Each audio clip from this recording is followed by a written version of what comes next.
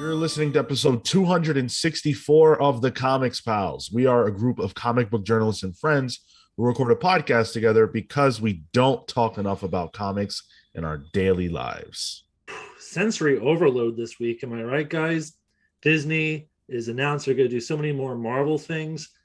We're probably not even going to get to all of them today, but the ones I'm most excited about start with the Tobey cut, which is the director's cut of Spider-Man 3, where it's just Tobey Maguire crying for hours. While he dances. While he dances. I'm excited for that. I'm also excited for the new Iron Fist show starring Finn Jones, where it's just guaranteed 9 seasons of that. Oh, thank God. I am ready, man. Marvel and Disney, they've got it locked in. I'm excited. I'm really appreciating that our Save Iron Fist campaign worked out. You're real bastards for that one. Did you guys see the Twitter? They announced the X-Men 97 cast, and it's going to have Kathy Najimy, Andy Samberg, John Mulaney, and Bette Midler, which is wild. That's a weird cast. I thought you were doing like a Big Mouth joke, and then Bette Midler came in. And then like, oh, they're serious now. Wait, but is that even true? Aren't those that's the Chippendale cast, right? That's the Rescue Rangers? I'm lost in this bit. My understanding is that the way Twitter works, they couldn't remove the people in the former tweets. But I do love the idea of John Mulaney as Wolverine fighting over Kathy Najimy, Jean Grey. Bette Midler's Professor X. I'm the baddest there is. Yeah. Kevin Feige's like looking at John Mulaney's credentials, and he's like, "Oh, he played Spider-Ham. That's our Wolverine." Yeah. Oh man, there is so much to talk about today. As Phil mentioned, there was all these announcements coming out of Disney Plus Day. So we're going to be getting into that later on. We're going to be talking about Diamond Comics getting hacked, being the victim of the victim of a hack. I can't believe I love how you're laughing.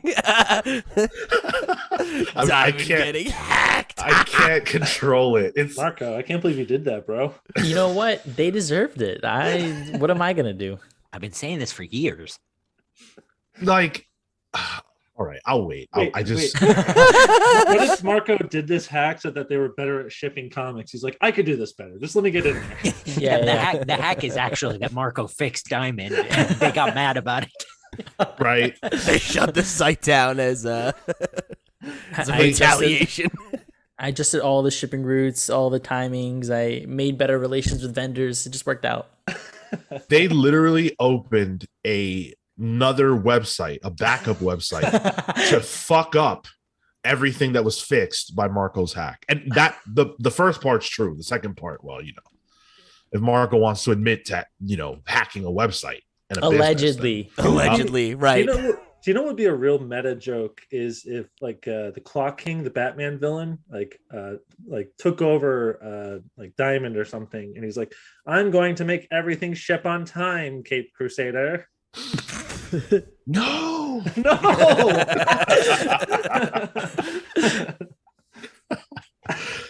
Oh man. And also, by the way, we have a ton of listener mail to get into this week, so we're going to spend a lot of time reading your mail before we get into all of the cool news and stuff that we've got to share with you guys. I want to let you know how you can support this podcast. We are on a mission to get to 500 subscribers on YouTube.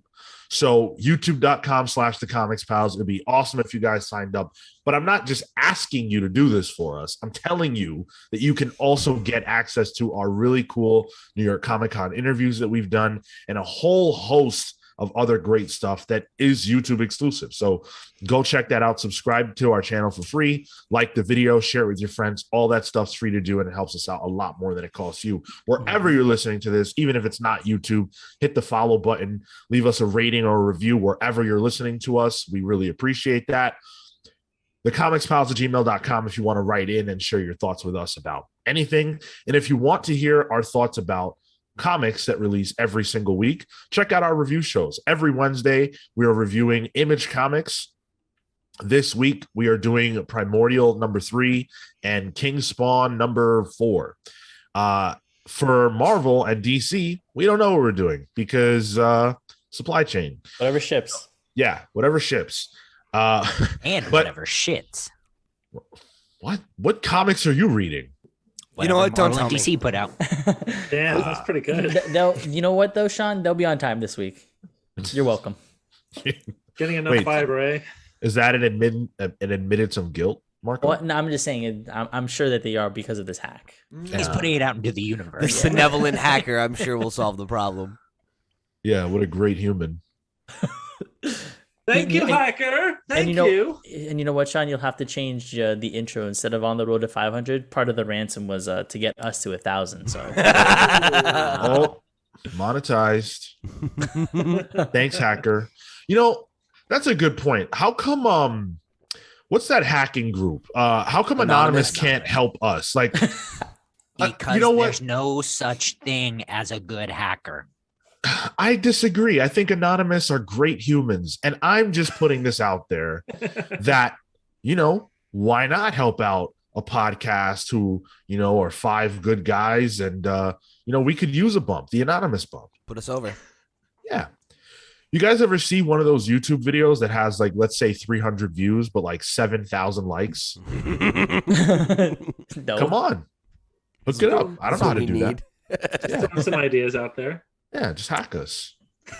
Just hack us. Let's put Anonymous in the tags or something. Surely they have their SEO can find it or something. They're listening right now. They hacked the Zoom. Be. They're not listening to the show on podcast platforms. They're listening to us now as we record it. Well, listen, put your money where your mouth is, Anonymous. You're so big and bad. Well, guys, stop threatening Anonymous. No, that's Kale. I didn't say that shit. Kale, you want your life exposed?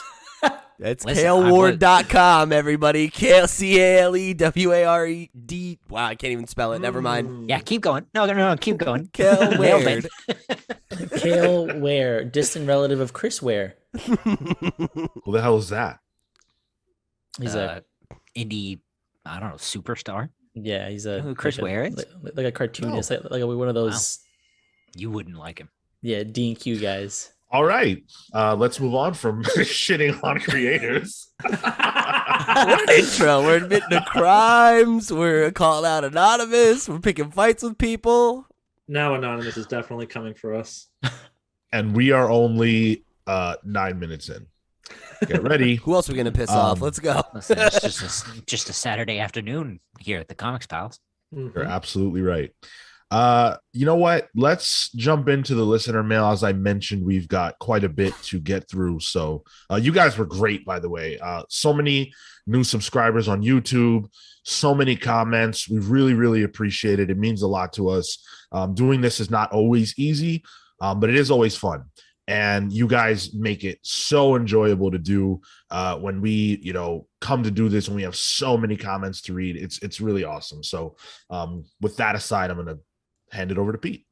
All right, this one comes from Mitchell Leap, who wrote in on our review of Swamp Thing number 9 and said, the Swamp Thing extended to 16. Marco has finally revealed his superpower. His enthusiasm can manifest in the decision-making of those in power. So first off, a big thank you to Marco for getting the best mainstream book around extended. Secondly, fuck you for not using your superpower to do something more substantive, like end climate change or deter the continued rise of white nationalism in America. There's a list of priorities in the world, and I think those were 2 and 3. Well, I wouldn't even put them that high. I mean, there are more obligations on this list that include the continued permanence and existence of Swamp Thing.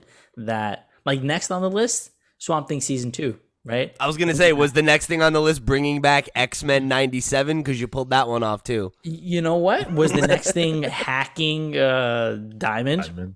I'd also point out, like, the insurrection on the Capitol wasn't successful, so... You're welcome? Yeah, Pete, like... Pete, Now you're just taking credit for that one?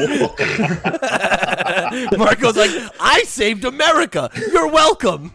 Pete, quick question. What's was up, this Phil? Mitchell Leap who wrote this, or was it not Mr. Marco Animoto who wrote this? It says Mitchell Leap. Is that Mr. Marco Animoto? Are you saying that this is Marco's alias It's here? definitely not Mr. Marco Animoto. My thing That's is, right. Phil, with his newfound power, would Marco even need a secret identity anymore? You know? I mean, Superman has one. He has all the power in the world. Why not Marco? Doesn't have one anymore. Let's be real. Superman's got a certain level of moral fiber that I would not ascribe to Marco. Marco's more like Dr. Manhattan. I had the same. Yes. Holy shit! the Of course same you thought. did. Of course It's you not thought a that. secret. You goddamn robot. Yeah. You know what, Mitchell? You said one thing. You said two things that I agree with. It's great that we're getting the Swamp Thing extended, and also fuck Marco. It's a There it is. great comment, frankly. Thanks for writing in. All right, so this next one comes from Mantis Shrimp on episode 263, which was the Morbius film conversation.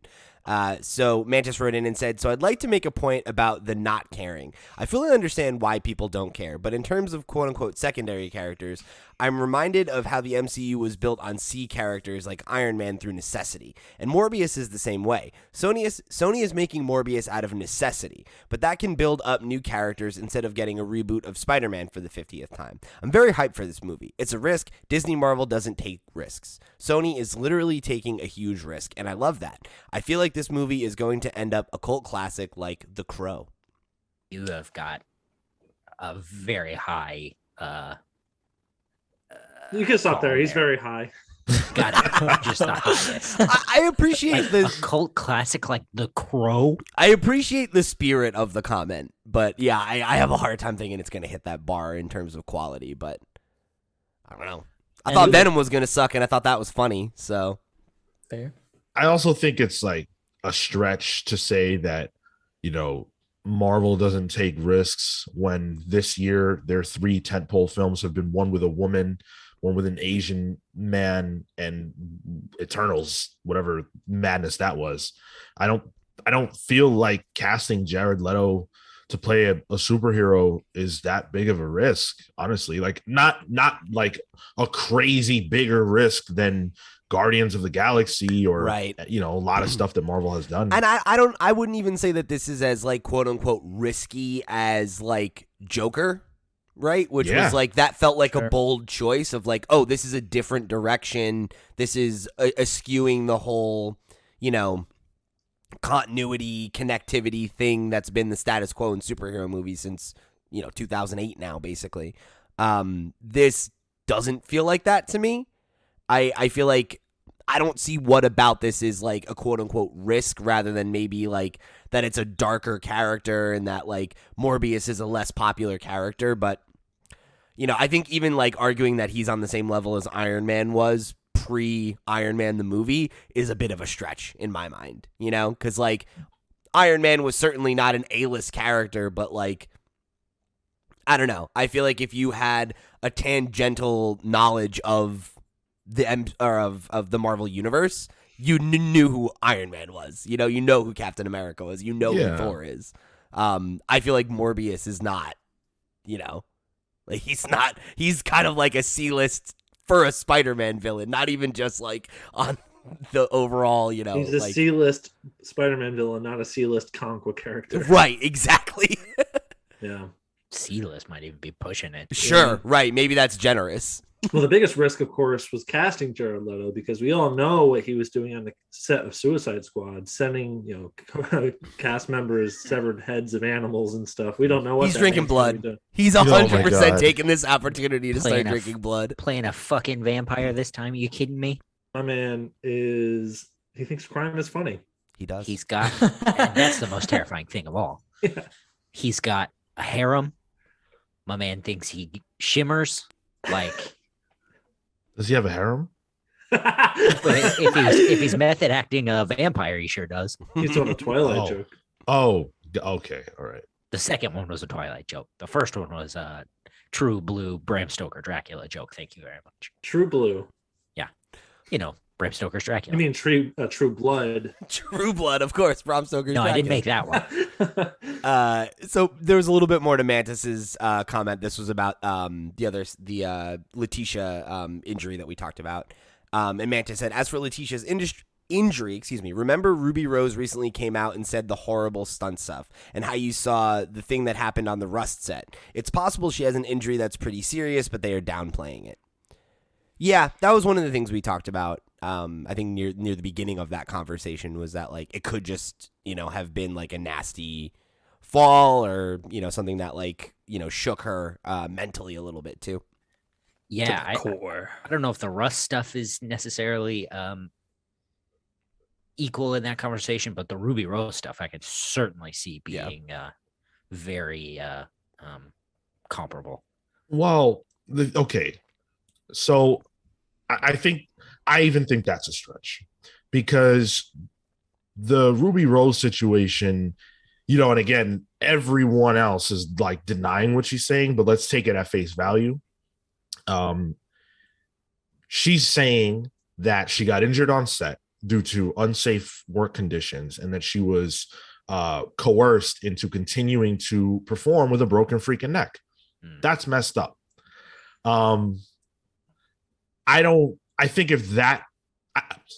I think more highly of Marvel than that, right? And then also she's not working right now, right? So she's certainly not being forced to work, which is the case in the Ruby Rose situation. To add to this story, though, with Letitia Wright, now it's coming out that the reason why Wakanda Forever had to be stalled is because she did leave the country and she is unvaccinated. Yeah. So she can't come back. She can't do the movie. Wow. Yeah, it's pretty wild.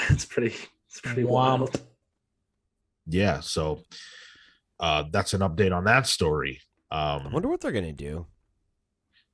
I don't know. I can't imagine how you can have this person, and I'm not even judging. It's not even like a judgment about the vaccine.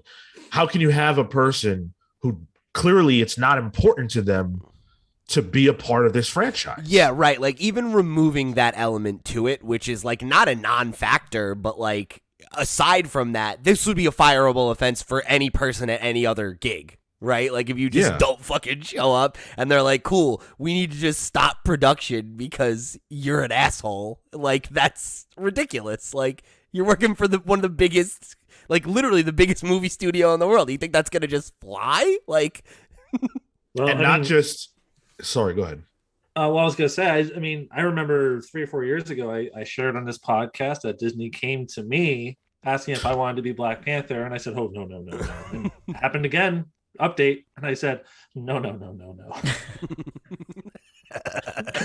Nice little trip down memory lane. The grown over path of memory lane that no one ever really takes.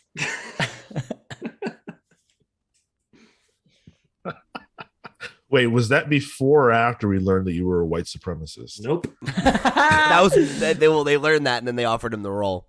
Let's put that audio out. Nope. I have it at the ready. Nope. Nice. We're memeing. Just want to make that clear. Yep. Thank you. Thank you. All right. This next one is from Damone Jones on our Eternals review. And he had a couple things to say. So I was under the impression that they were lied to about being from the planet Titan and being made. And made was because they had free will. So that's a little bit confusing. I'm not sure what you're trying to say there. I'm guessing that they were lied about being made, right? He's saying that they were lied to about their origin, right? Because they have free will, and had they known the truth, they could have done what they wanted. And then, they go on to say, because if they were programmed, there would be no reason to lie about the birth of the Celestial in the first place and only have Ajax know the truth. Also, Ajax is the main reason they changed because she pushed them to be more human, more like a family where they were there, so there's some context to why they are different. Also, last point, if you think about if the Celestials are expanding the universe unchecked without a similar amount of destruction, you get a Cancerverse, which is why Galactus and the Phoenix are somewhat made to check them by destroying planets with the seeds. I'm sure writing will retcon this in later films like Fantastic Four, X-Men, Eternals 2, which is why the explanation of universal do's and don'ts are not in this film. You know, you're making a lot of leaps there, bud. I don't know that Fantastic Four or X-Men will have anything to do with what we saw in Eternals. It's possible, I guess, but I don't think that the celestial seeding story that you're referencing, which is like super heavy comic stuff, is something that we can expect to see outside of like a core Eternals film.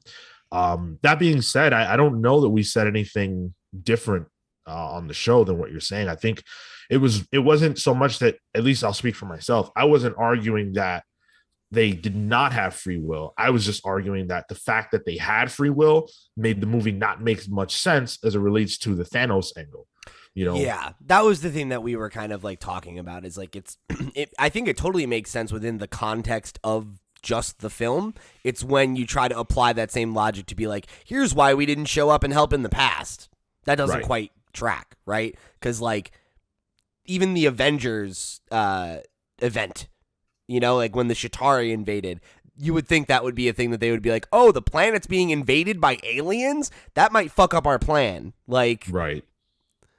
What if they kill all humans on Earth and then there's no more, and then the Celestial can just never be born? Right. Whoops. Yeah, exactly. So it's like, that's just where that logic doesn't quite hold up, but like it is what it is, right? Like it was an answer to answer a question, you know? It reminds me of the logic in Minions, where it's like Minions inherently are supposed to help the most evil person on the planet, but in real life, there's no way they could actually aid Hitler or like aid the attacks on 9/11. So it's like, oh, what were the Minions doing in the 30s and 40s, or what were they doing on September 11th? Wait, hold on. First of all, is that an actual part of this? That part isn't like, not what were they doing, but canonically that is a thing that they're supposed to help the most evil people on the planet. Yeah. That's so they end up helping that. Isn't that Steve Carell or whatever that guy's name is? Yeah, they help him. Yeah, he's the most evil person. He's a putz. But he's evil. Actually, I mean, compared to the people in the people he fights, like he's a fucking genius. Yeah, but okay, never mind. You know, I'm not. I think it's important. Let's get into the Gru podcast. Really dig into this. Guys, welcome to the Despicable Me cast. I'll be your host, Kate Ward. The Minions. Stop. Minions did 9/11. Fuck, dude. Oh god. I'm not. You know what? No. God. I'm not even mad about that. I have a joke to say, but it just feels insensitive. just look into Marco. That's all I'm gonna say. Just anonymous hack me. Find out his ties to expose Marco. 9/11. Anyway, were Marco and 9/11 in the same room together? Same city. Never seen them pictured at the same time, right? He was here. That's fair. That's a fair point. Here. Oh my god. All right. So thanks for writing in, Mr. Jones. This next one comes from Kilgore Trout on our Righteous Thirst for Vengeance review. Kilgore wrote in and said, I'm glad there isn't a lot of dialogue in A Righteous Thirst for Vengeance. If he was unnaturally just speaking to himself for the sake of the reader, that would be dumb and annoy the fuck out of me. If you like that sort of thing, you should check out Spawn. Damn, because there's never been a happy middle ground between A Righteous Thirst for Vengeance and Spawn. I can't see it, frankly. Oh, cool. I mean, that's just hilarious, though. Come on. I'm here for the thinly veiled Spawn dig. Yeah, absolutely. Kilgore is a regular writer-inner, and so I'm not. I have nothing negative to say, but I do want to point out that for probably the entirety of the history of comics, at least as far as I know, we've had inner monologues. And those have proven to be very effective for getting in the minds of characters who don't have people hanging around them. And if that book did have that, I'd probably like it more. This fucking book where the dude's alone 90% of the time. Yeah. Okay. So this next one comes from John Carlos on the Scott Snyder and Greg Capullo interview. And John wrote in and said, I really hope these two go to Marvel one day. Not right now, as I love all that they're doing at the moment, but one day to see them on Daredevil would be amazing. Daredevil is the obvious choice for them, and I think they'll knock it out of the park, but the two of them on Spider-Man would also be nuts. It would look amazingly creepy like Todd's run, but the writing would be top-notch. Fingers crossed, breath held. I hope this happens. Now, which two of the three? Are you saying Sean and Greg? Because I think that would be sick too. Sean and Greg on Daredevil. Yeah, let's go. You know what? I wouldn't say no. I don't know if I'd live up to it, but how could you say no to that? Yes, sir. I can see Greg definitely being on the art side. I don't know about Scott doing the writing though. That's funny you say that. I don't know if I can see Greg on the art. Really? For which? Spider-Man. On Spider-Man? Oh, yeah. I was talking about Daredevil. So, okay, so Marco, you're saying you could see Greg on art on Daredevil, but not Scott writing Daredevil. And yes. And you're saying the opposite for Spider-Man, Kale. I'll say both. Okay. Yeah. Huh. You know what? I think both combinations work. I agree. I think it works great. I think Greg's style lends itself very well to Daredevil. I mean, Batman and Daredevil aren't like crazy dissimilar, and he did a great job on that. Mm-hmm. But I think they're dissimilar enough. You know, Daredevil doesn't fight in the metaverse or whatever. I'm not talking about Mark Zuckerberg, dude. What are you talking about? Dude, you're on another planet this episode. The metaverse. What is the metaverse? Whatever the fuck their rock and roll video was. Huh? Oh, Dark Knight's metal. Oh, the metal. Okay. Oh, such a stretch. Wow. You said like, meta. You sound I don't ridiculous. know what that is. That's the thing. You can't say a thing and then tell me I'm crazy for hearing what you said and thinking you meant it. What the hell? I did mean it. I know exactly what I'm talking about. Yeah, you're talking about Mark Zuckerberg's metaverse. Why can't you guys get on my level? I've been trying a long time, bud. I gave up. Yeah, galaxy brain. Yeah, you know, honestly though, like Scott's been at DC for a decade, and I feel like Scott's kind of fulfilled that like trajectory of like a big name DC writer where it's like you start on Batman, move on to like Justice League, you start doing the league the company-wide events, and it's kind of like it's hard, like there's no other step at that point other than going small and doing intimate stuff, or you know, doing your own projects for a smaller imprint with DC or whatever. At this point, like there's, you know, limitless options for what he could do at Marvel. And at this point, really, they should trade contracts. They should trade Jonathan Hickman for Scott Snyder. Ooh. No. I would not. No disrespect to Scott Snyder. I'm not taking that deal. It's time to see Jonathan Hickman do his stuff at DC. Let's go. I can't buy on that. But I will say this. In one of the classes that Scott does on the Substack, he was speaking with Donnie Cates, and he said that, if I remember correctly, he said that, you know, one day he anticipates going to Marvel, but that he's having a lot of fun with what he's doing right now with Comixology. Yeah. Oh, cool. He mentioned Greg in that as well. So I don't think it's a question of if with them. So what, I guess just as like a fun exercise, what would be the Moon Knight? Well, hold on, shut up. I have a random question of the week. Which book would you want to see? Okay, so Kale says Moon Knight. Yeah, What didn't even ask the fucking question. Which Marvel character would you want to see the two of them work on? Moon Knight's a great choice. These random questions. We have 4 random questions. Like, Look, man. Honestly, Punisher would be pretty sick, huh? That would could be see pretty good. Punisher. Yeah. I That'd could be see good. that. Oh, yeah. Why not? Yeah. That's not a bad choice. As for Capullo, just him doing stuff with all the symbiotes. I mean, imagine that. God. But that's what Yeah. I'm saying. Like, Dark Knight meta is what that is. You Like, know, it's funny, like, because we were talking about it on the Spider-Verse book club that's coming out later this month, where we had brought up, Kale brought up how like the original story with Mollern had like a really good like Moreland, thank you, had like a good like horror element to it, right? Where it's like just this imposing force like chasing Peter down, and like that kind of Spider-Man story works really well. And it's like you don't get it a lot, you know? But I think the two of them writing maybe like a similar kind of story where it's like Peter against a more like force type of villain, you know? I could see that being appealing. Like something that's got like kind of the energy of like, you know, like a Craven's Last Hunt or something like that. That's like a little bit more, you know, dour than Spider-Man often is. I could see that being really good. Let's really elevate a character at Marvel who should surpass their counterpart at DC because there's so much potential. Let's get them on Man-Thing. You know what?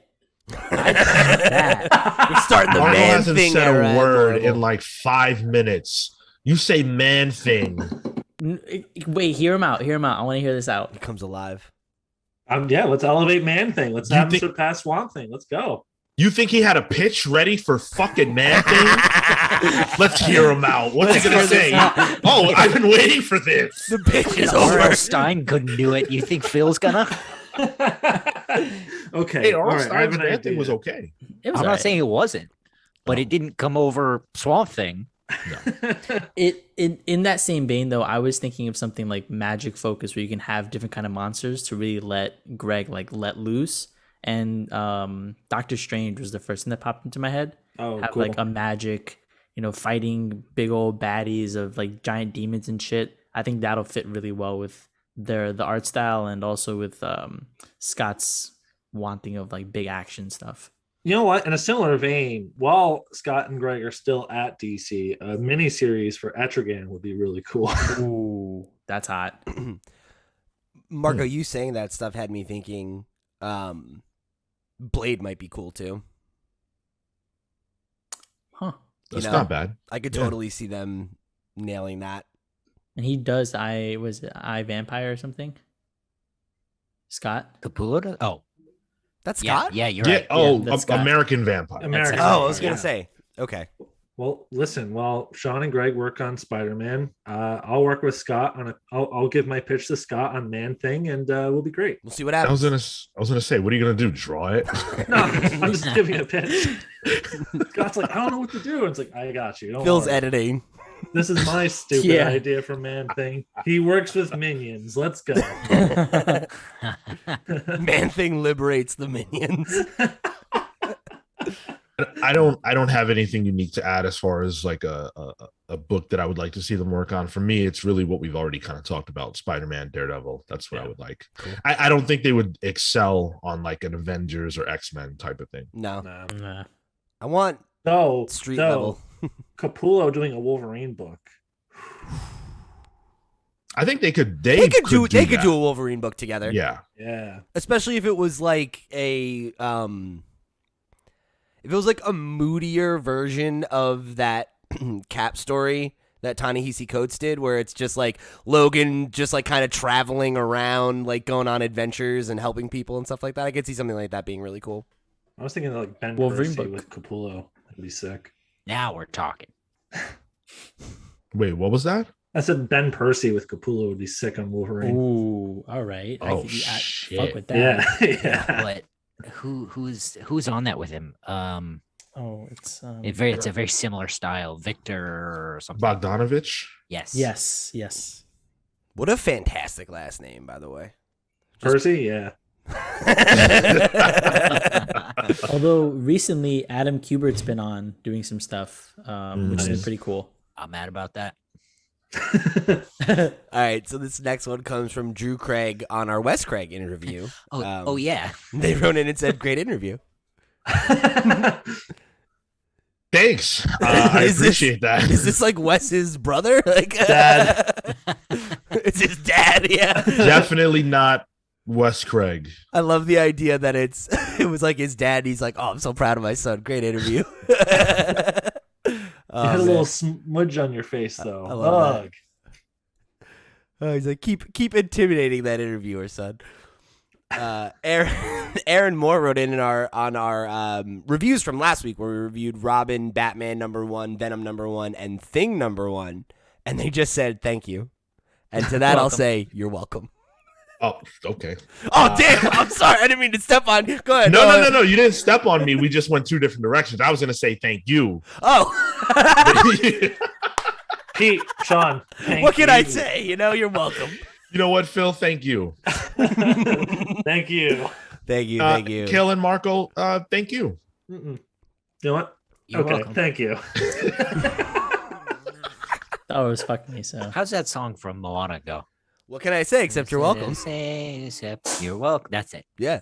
I work at a toy store. I hear that song all the time. Why don't I know how it goes? Sorry. Kale, thank you for that. Wow. What a great reference. Wow. Thank you. Thank you for bringing up The Rock. Thank you. You're welcome. Thank you to You all. You guys want to hear me do that rap? No. No. Thank you to everyone who wrote in That's it this now. week. We really appreciate it. And hopefully you guys will keep the comments coming. It's always awesome. Oh, post-credit rap from Kale.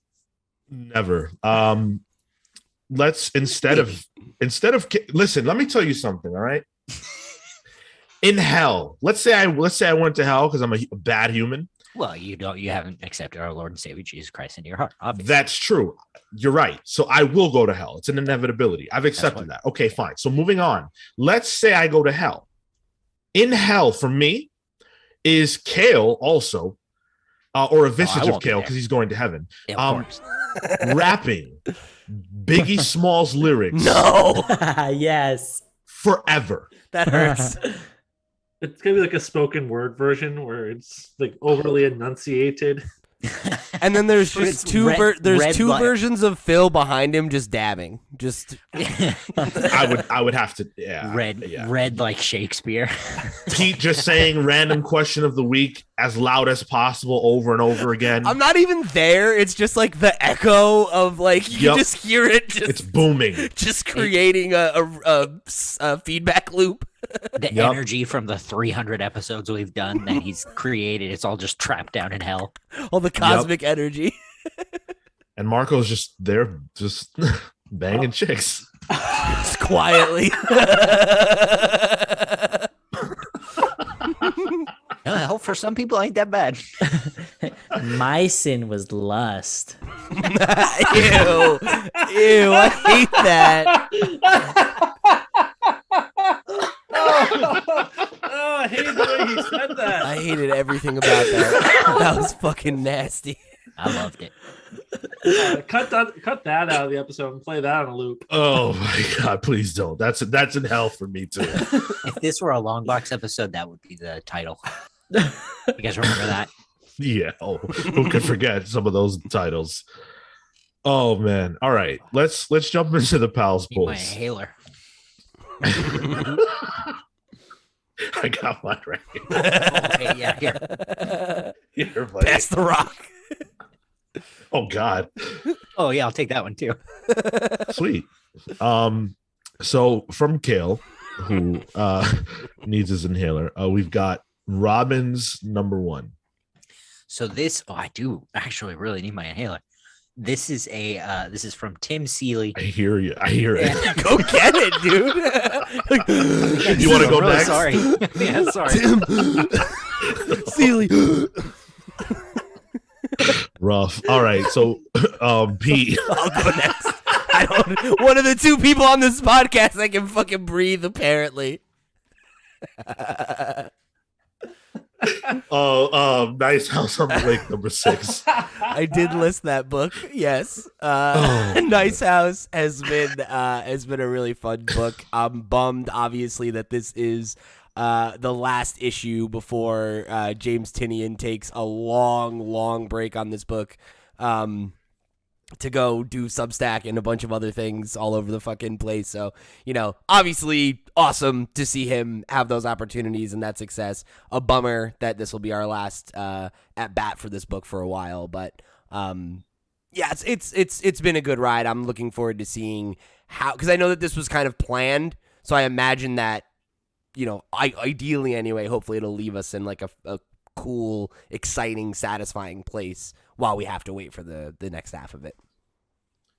Marco said, "My sin was lust, and that overstimulated Kale's brain so much, his Christian brain, that his lungs overheated." He got the vapors. He's like, "Ooh, that's too sexual. I got the vapors." Only Southern debutantes can get the vapors, so that makes sense. Yeah. Are you prepared now to speak about Robins? Yes. So, sorry. Written by Tim Seeley, art by Baldemar Rivas. This is a book that questions whether or not being Robin is a good thing. All of the Robins finally get together and decide whether or not their lives are better because they're Robin or not.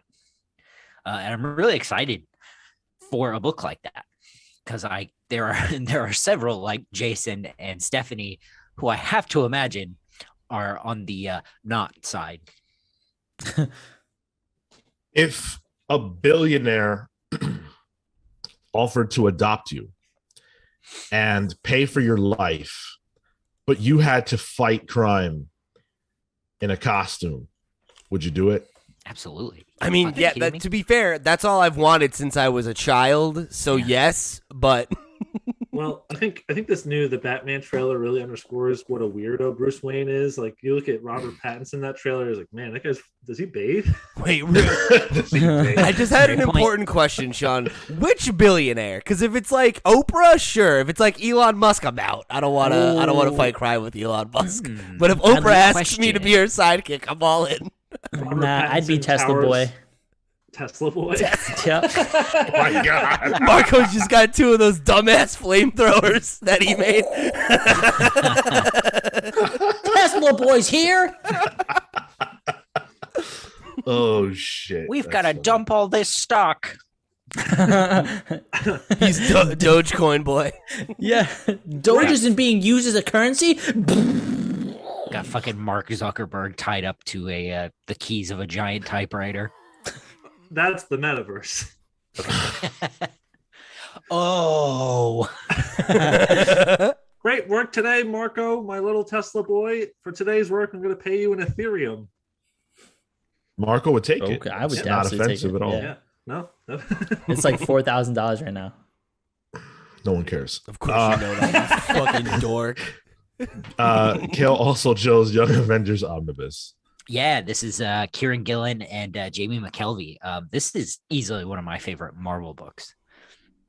I really like the sort of Kieran Gillen's Britpop sensibilities in it. I like the experimentation they do with a lot of the panel stuff and the meta commentary within the book. Easily one of my very favorite and formative Marvel books.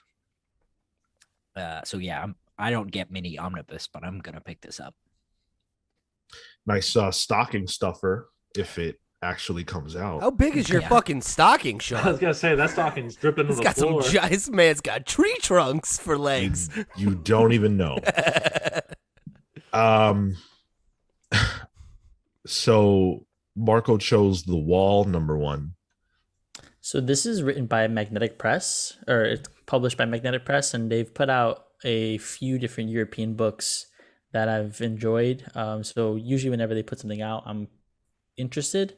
This is about a father and daughter who are trying to get behind a wall that supposedly is fabled to be a utopia in this post-apocalyptic world.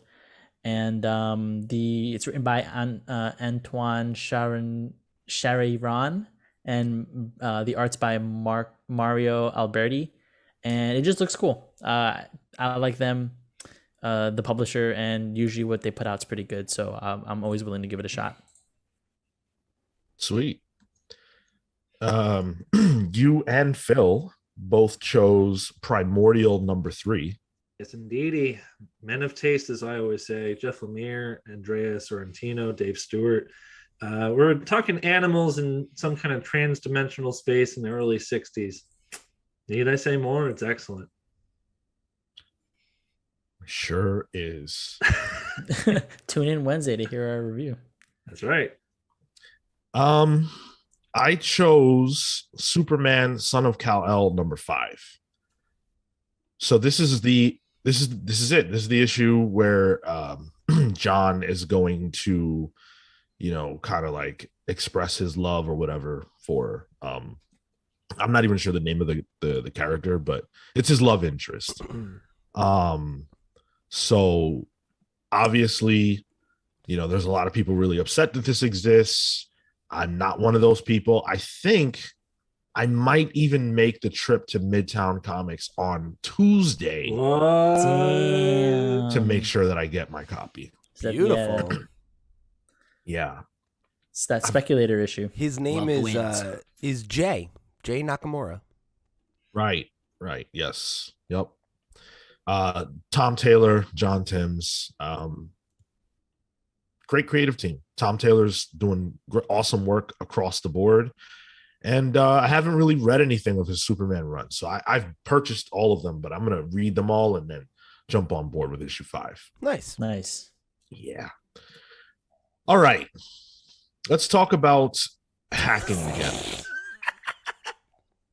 Let's talk about ransom. Marco's bumping he's like, yeah, hacking. It's like a teenager in a 90s movie. I'm hacking the mainframe. Hacking the mainframe? Oh no, firewall. There's aliens. What are we going to do? Well, thank God I'm a 13-year-old girl with a MacBook. I'm almost saying, oh no, someone answered the phone. I lost internet. You guys ever see the movie Blank Check? Yep. No. Oh, yeah. One of my favorite movies. It's so good. It's this kid who, he wants money, right? And his parents won't give him any money or whatever. And so he ends up like getting all this money that he's not supposed to have due to a banking error. Yeah. And he creates this fake identity called Macintosh that he uses to buy like, to buy a mansion, bring to that mansion like basically a theme park, and tries to like hook up with this adult woman who sort of leads him on, quite frankly, but she's actually an FBI agent. Great movie. It's crazy. It's a good movie. All right. So Diamond was hacked. Great movie. So Diamond.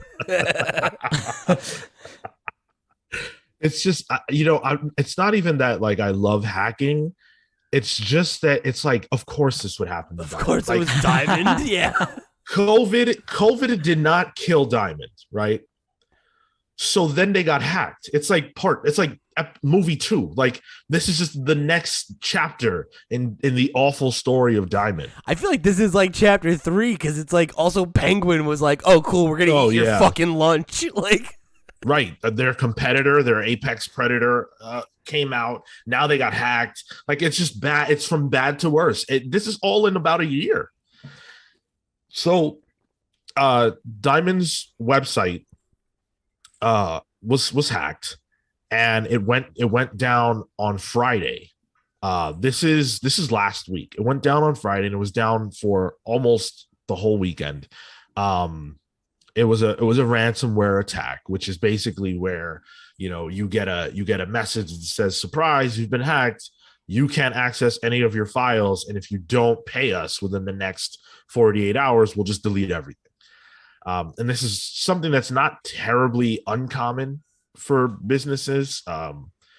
It's a thing that happens. It's gotten worse the last couple of years too. I know that like you've seen like a real push for like better internet security, like two-factor authentication is becoming like more and more common, and it's because this is like become such a rampant issue. Yeah. Now, I wish I could tell you that I have message that Diamond received. Oh. I wish I had that, but I don't have that. But this is what Diamond sent out to retailers. As many of you know, we are currently experiencing systems issues affecting our order processes and communications. Our IT department and a team of third-party experts are working around the clock to address these issues and restore full operations. We've determined that the systems issues we're experiencing are the result of a ransomware attack. Sorry. That's just so funny. These attacks have... Go ahead. The way that's phrased almost makes it sound like it might not be. You think they're lying? Well, yeah, I mean, maybe not even lying. Maybe they're just completely incompetent. Yeah, ransomware. Yeah. That's what it is. I definitely know what that is. I'm Steve Jeppy. This is a good thing, guys. You don't understand. Oh my God. These attacks have unfortunately become increasingly pervasive in recent months, impacting organizations around the world. Of course, they had to throw that in there to make it so that it's not like this is just Diamond that we fucked up. That was a copywriter who really had to put in the work. So they go on to say, we want to assure you that customer data and financial information is not stored on our network. And as such, we have no reason to believe it has been impacted by this attack. In addition to the investigation underway by our team of third-party forensic experts, we've also... Wait. Diamond has money to pay forensic experts? They don't negotiate with terrorists, but... It's really one of the people that works at Diamond's like teenage son. Like, can you figure out what happened? Paul The kid Jeppy. from Blank Check. Yeah, it's Steve Jeppy's nephew that, he walks around with his iPhone sometimes. Hey, you're pretty good on that thing. Can you help me? He's like an Apple genius. Like, oh my God. He sees him playing Minecraft a lot. And he's like, whoa, I don't know what this is, but he's probably good with tech. they're like, Paul, we need you. You know what it was? The McAfee subscription just needed to be updated. That's all it was. Oh God. Guys, we cannot access any of our systems right now. Oh man. While some of our systems remain down, rest assured we are continuing to ship product and fill orders to the greatest extent we can. Our retailer services portal is online and available for final order cutoff this evening and tomorrow. Thank you for your patience as we work to restore full operations as quickly as possible. We're grateful for your support and we'll share updates with you as we have them.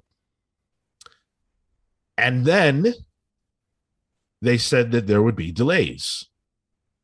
I knew that. Yeah. So there won't be books shipped out as normal. They were able to get some books out, but there were some delays as well into the next week. So some stores won't be getting their product until November 15th or 16th. Jesus, that's when they're saying, like, who knows? It could be days after that. Yeah, and it's like how many folks go to a different shop or something like that if they have the option, right? Right. Like your business is lost. That's brutal. Yeah, but a tough situation. It is worth pointing out. And by the way, as I said earlier on when we were, laughing about this, they did have an emergency website that they switched to. That is a real thing. But all's well that ends well, I guess, because they were able to resolve the hack. They regained access to their website. There's no information about what they had to do in order to get access back. I don't know if they paid. I don't know. I don't know how they resolved it, but Diamond's okay. You think they just forgot the password? All right, I'm gonna be honest. I have had that happen to me where I thought I got hacked, but it was just the wrong password. Oh my God. And it's happened quite a few times. Sean Geppy over here. No, it's just, we're razzing him a little bit. We're having some fun, but I immediately thought of how, like, every time there's been one of these, kind of like cuts to Diamond in the last year that you talked about at the top of this story, Sean, there's always that response that comes from Steve Geppi where he's like, okay, don't worry about it. It's all good. Like, Diamond's still rocking and rolling. I'm just like waiting for him. He's like, we here at Diamond are really excited by the opportunity that this ransomware attack presents for us. We think we're going to bounce back stronger and more secure than ever. I can't believe I forgot my password was 12345 And I got hacked with that password? This is all part of his public statement. Oh, man. I only included this news item to do what we're doing now. I have nothing to say about this. I'm not surprised by it. I'm not like wowed. I don't feel bad. Like, it's just funny. But what was the ransom? Like, what are you holding a comic book distributor? Yeah, right. That's the best part is they're like, question. you need to pay us $1 million. And they're like, good fucking luck with that, bro. I got some change in my pocket. You want that? It's like, we need $50. Oh, shit. That means I have to go to my rich uncle again. I got some lenticulars if you want those. Thank you. Oh, he went to his nephew, the genius worker. Paul. To ask him to borrow 50 bones. Paul Geppi. Whoa, Apple genius. That's half my paycheck from Starbucks, Uncle. No, I told you he works at Apple. No, Get he's it a back to you, I Starbucks swear. genius. As a quick aside, I just wanted to add that if you happen to have $50, call Steve Jeffy. He needs you to wire it over. quickly. Steve Jeppy at diamondcomics.net. .usenet.com. I just wanted to add. Yep. Diamond Comics Distributors at AOL.com. Message me on AIM, bro. Oh my God, Steve Jeppy 234 on AIM. He's like, yo, DM me on MySpace. Hit my line. Yeah. DM me or hit my line. Steve Jeppy 1234 is away. Wake me up. I'm gonna leave the briefcase of $50 in Amish. I hope he's got like a red burner phone. It's like under a piece of glass. Check the Nokia phone. Oh my God. What was that phone?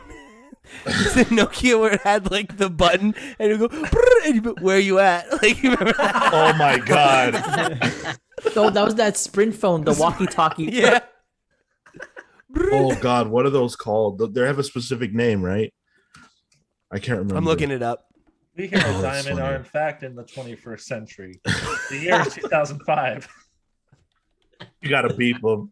Hit my pager, bro. Boost Mobile, where you at commercial featuring Fat Joe. Nice. I found What it. year? I found it. Boost Mobile got to be at least 2006. Fat Joe Yeah. back in the day. Oh man. If you happen to have unused comic book bags, they are worth a lot of money now. I'm not kidding. So BCW, for example, is a company that sells 100 bags at $8.49, right? On eBay right now, several Wait, of those have sold. can we Go ahead. guess? Can we Oh, guess yeah, how much let's they're? go. Let's Yeah, go guess. That's good. Over under. I bet you they're selling for, let's say, $50 a pop. Okay. I'm gonna go $69 a pop. Nice, Beeman. Yep. We're talking the clear plastic comic book bags Yep. Like the pack, right? A pack of 100. of 100. Yeah. I'll say 420. Nice, bitch. 420. All right. You're close. Oh. No, let's don't. $6,969. Nice. I'm gonna say like $70. God. All right. So who said 50? That was me. Okay. So you're the least wrong. Fuck. Still way too it's- high. It's $30. That's still that's a lot though. That's insane. That's 3 times as much. Yeah, that's fucking nuts. I would never pay $30 for a set of bags and boards. But I'll tell you this, I have several that are unopened. So hit my line. I will sell you them. Hit my line. And we could make a deal. I made the joke about it on the reviews last week. I'm about to just go start hanging outside of comic book stores in a fucking trench coat, you know, just like looking around like, you want to buy some bags? Okay, that's you on Wednesdays. Oh, Pete, that's a good Resident Evil cut. Resident Evil 4. When he's like, what are you buying? What are you buying? I also think of that fucking creep from Hercules where he's like, you want to buy a sundial? Also, Marco found the phone. It's a Motorola Nextel walkie-talkie. So, yeah, if you call up Diamond through 1-800-CALL-ATT, you might be able to get a hold of them for the ransom. Yo, not gonna lie, this is a hot phone. Shit's all yellow, like, damn. My uncle was in construction, always had it. My dad had one for a hot minute.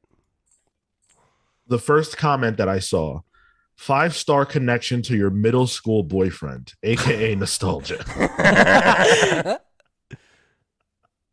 Please do it. I love that you found an Amazon listing for who's buying this on Amazon. This retro phone that you can't even use anymore. It's currently unavailable, unfortunately. Yeah. Damn. Well, you know, the middle-aged person that had this phone also had like a clip on their belt, so they had their phone on their belt instead of like in their pocket.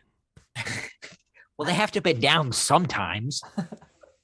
My dad had one of those for a minute because he had a beeper before cell phones were like hot. So he like didn't. He was like used to the belt clip, and I was like, "Dad, you gotta stop with this. This phone on the belt thing is not a good look for you." No joke.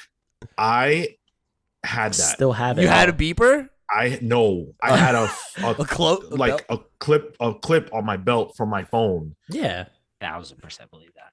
Yeah, that's pretty embarrassing now that I think about it. Bring it back. It's not hell no. But you know what? I kind of wish I had, and I will never do this, but I kind of wish I had like a you know those fanny pack? Like, yeah. Yo, fanny packs are in right now, Sean. You can do it. Can't do it. Dwayne Johnson did it in his 20s. Why not us? That's true. Maybe I'll get like a Merce or something. That's the thing, though. Then it's like your fucking shoulder's gonna hurt. The fanny pack, it keeps you mobile. You know, dude, I ain't getting a Merce. I ain't getting a fanny pack. I'm not doing any of that shit. Regular Jan Sport. That's it. Sean's not even going out in public. So if I never had to, I never would. Let's talk about the next team of X-Men. So remember that time that Marvel did a contest to see which X character would join Jerry Duggan's new X-Men team? Yes. Oh, yeah. And everybody voted for Polaris. Smart people did. That's why she won. So now Marvel is taking everybody else, all the losers, and putting them on a team and calling them the Secret X-Men. That's a great idea. I would call them the X-Losers or something. I think that's that's frankly fucking hilarious that they're like, we all lost. Let's be our own team. We suck. Let's team up. It's like it reminds me of they're like the minor league baseball team that the X-Men has, so that if somebody gets sick, they're like, we'll call up one of these fucking losers from the Brian K. Vaughan wrote The Runaways. These guys are gonna be the runner-ups. That was good. That was really good. Nice. I wasn't sure how that would land, but that's awesome. Oh man, that was I'm good. into that. So the team is Strong Guy, Forge, Tempo, Boom Boom, Marrow, Armor, Cannonball, Sunspot, and Banshee. It's a lot of people. All right, big team. You look at the cover too. It's like, damn, yeah, this is a big group, and it doesn't like really make a lot of sense. Like, I don't know. It's just who's the leader? You know, Forge, I guess. That's what I was thinking. Strong Guy. Strong Guy, yes. I guess it could be him or maybe Cannonball. Cannonball, you're right. It would yeah.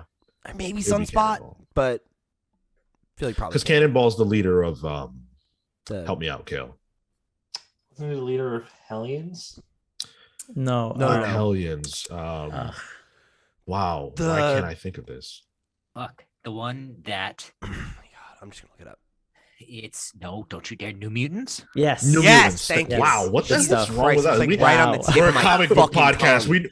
We can talk for 40 minutes about ransom attacks and shit, but we don't know who the I can't remember the X-Men fucking are. New Mutants. To The New be fair, Mutants. like I'm getting it wrong now. there's 70 different X-Men teams that come across every 10 minutes. Like Yeah, they well, change teams more than I change my underwear. So Yeah, well, That's you don't probably do that, true. so. Here's the 71st, and the creative team is Teeny Howard Mm.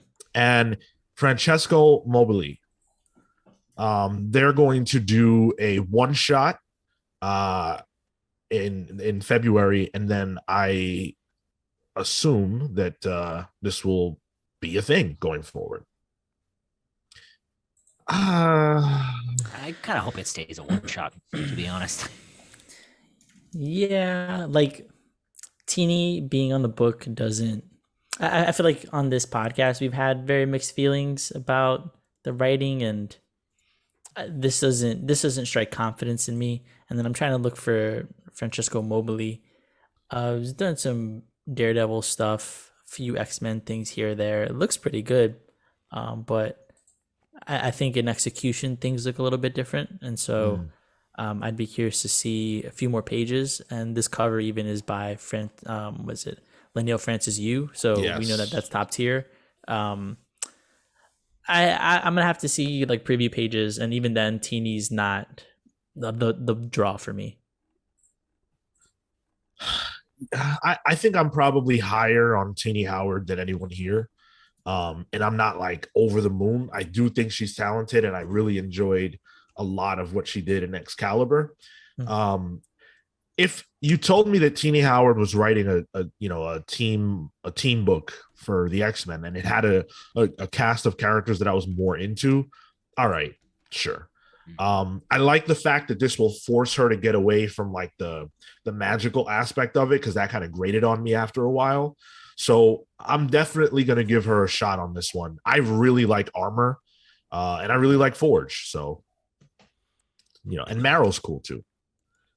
Yeah, like it's a solid enough team. Like I don't know. It could be something here. Like it's not an announcement that necessarily gets me excited, but I think it could materialize to a book that's interesting and worth reading. So see what happens. Just on its face, it's just the strong guy. I was thinking about that a lot, Sean, and I was thinking like if I was a superhero, I might like ironically call myself Strong Guy. It's because you're a troll. Don't worry, Strong Guy's here. Are you really strong? Not really. I actually I'm telepathic.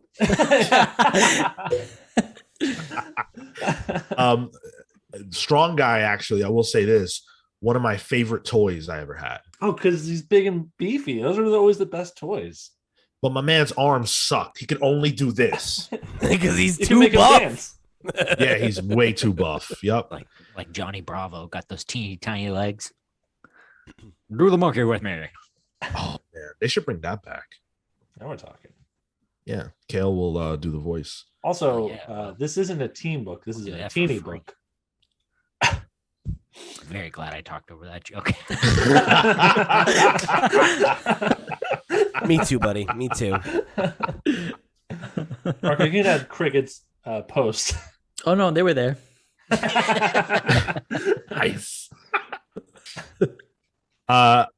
Real quick before we get into our main topic, I do want to talk a little bit about Eternals. Obviously, it came out last week, #1 movie in the world. Marvel's never gonna not promote that, but it doesn't mean that it was a success the way that they had hoped. It made $71 million in its opening weekend, which is obviously for the pandemic, that's pretty good. Black Widow made 80 million and Shang-Chi made 75 million. So it does come in third of all of Marvel's offerings so far this year. I'm sure Spider-Man will blow all of them out of the water. But the thing about Eternals is that it's the reviews for it, have not been good. So it's made the money that they expected better, but it did okay for the pandemic, but the reviews are bad. What do you guys think is the future of the Eternals? I think it'll get another at bat because I think the reviews for it are bad, right? Like are mixed anyway, I guess is the best you could say about it. But the audience score is not that low. And I think the idea that this movie came out and was whatever is not necessarily a problem. Because I think I made this point in our review. I think the benefit that Eternals 2 has over Eternals 1, if assuming we get an Eternals 2, is that it doesn't have nearly as much legwork to do. Like this movie had a lot on its shoulders, and that's its own fault, but it had 9 main characters, 10 main characters, and also had to explain who the Eternals are, why we haven't seen them before now, what Celestials are. Like, we had to deal with a lot of, big cosmic conversations and kind of establishing a status quo. Now that that's done and we know who these characters are, we, have a smaller team because they've been broken up and gone in some different directions. I feel like now you can have some of those characters either feature in other people's movies or, have a smaller cast in Eternals 2, whatever, and build on what's there and, get to a place where people are behind them.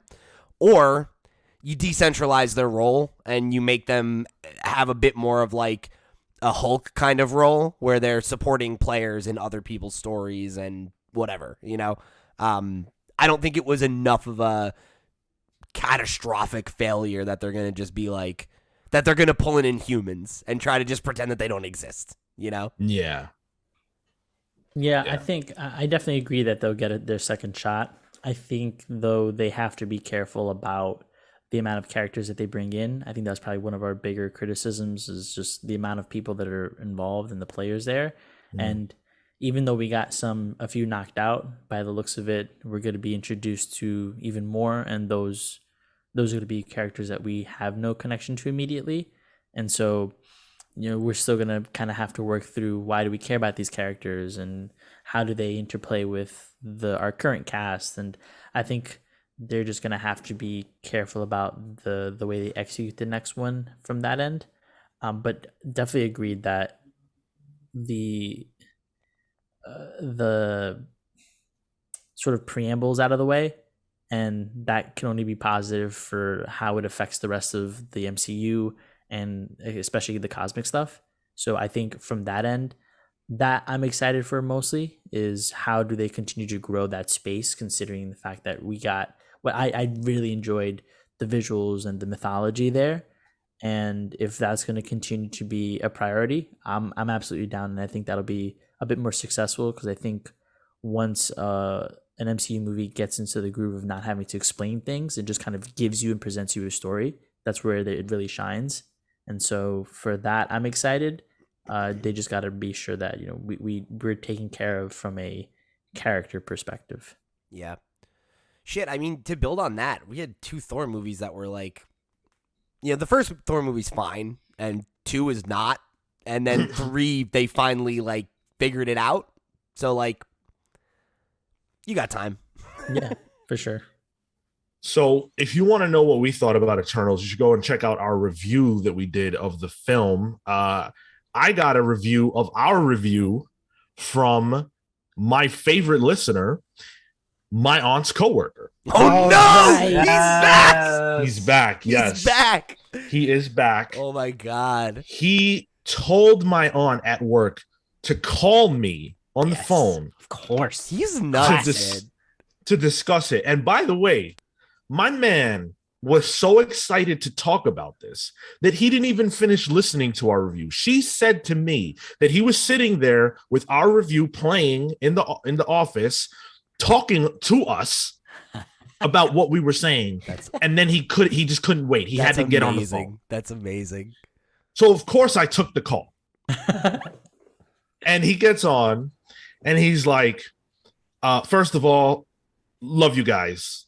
Love your reviews. Black Widow review. Great. Love it. Eternals, I saw it twice. He's like, I know you see it with your girlfriend every time. Well, I saw it with my best friend. She's a girl. And this is what he said to me.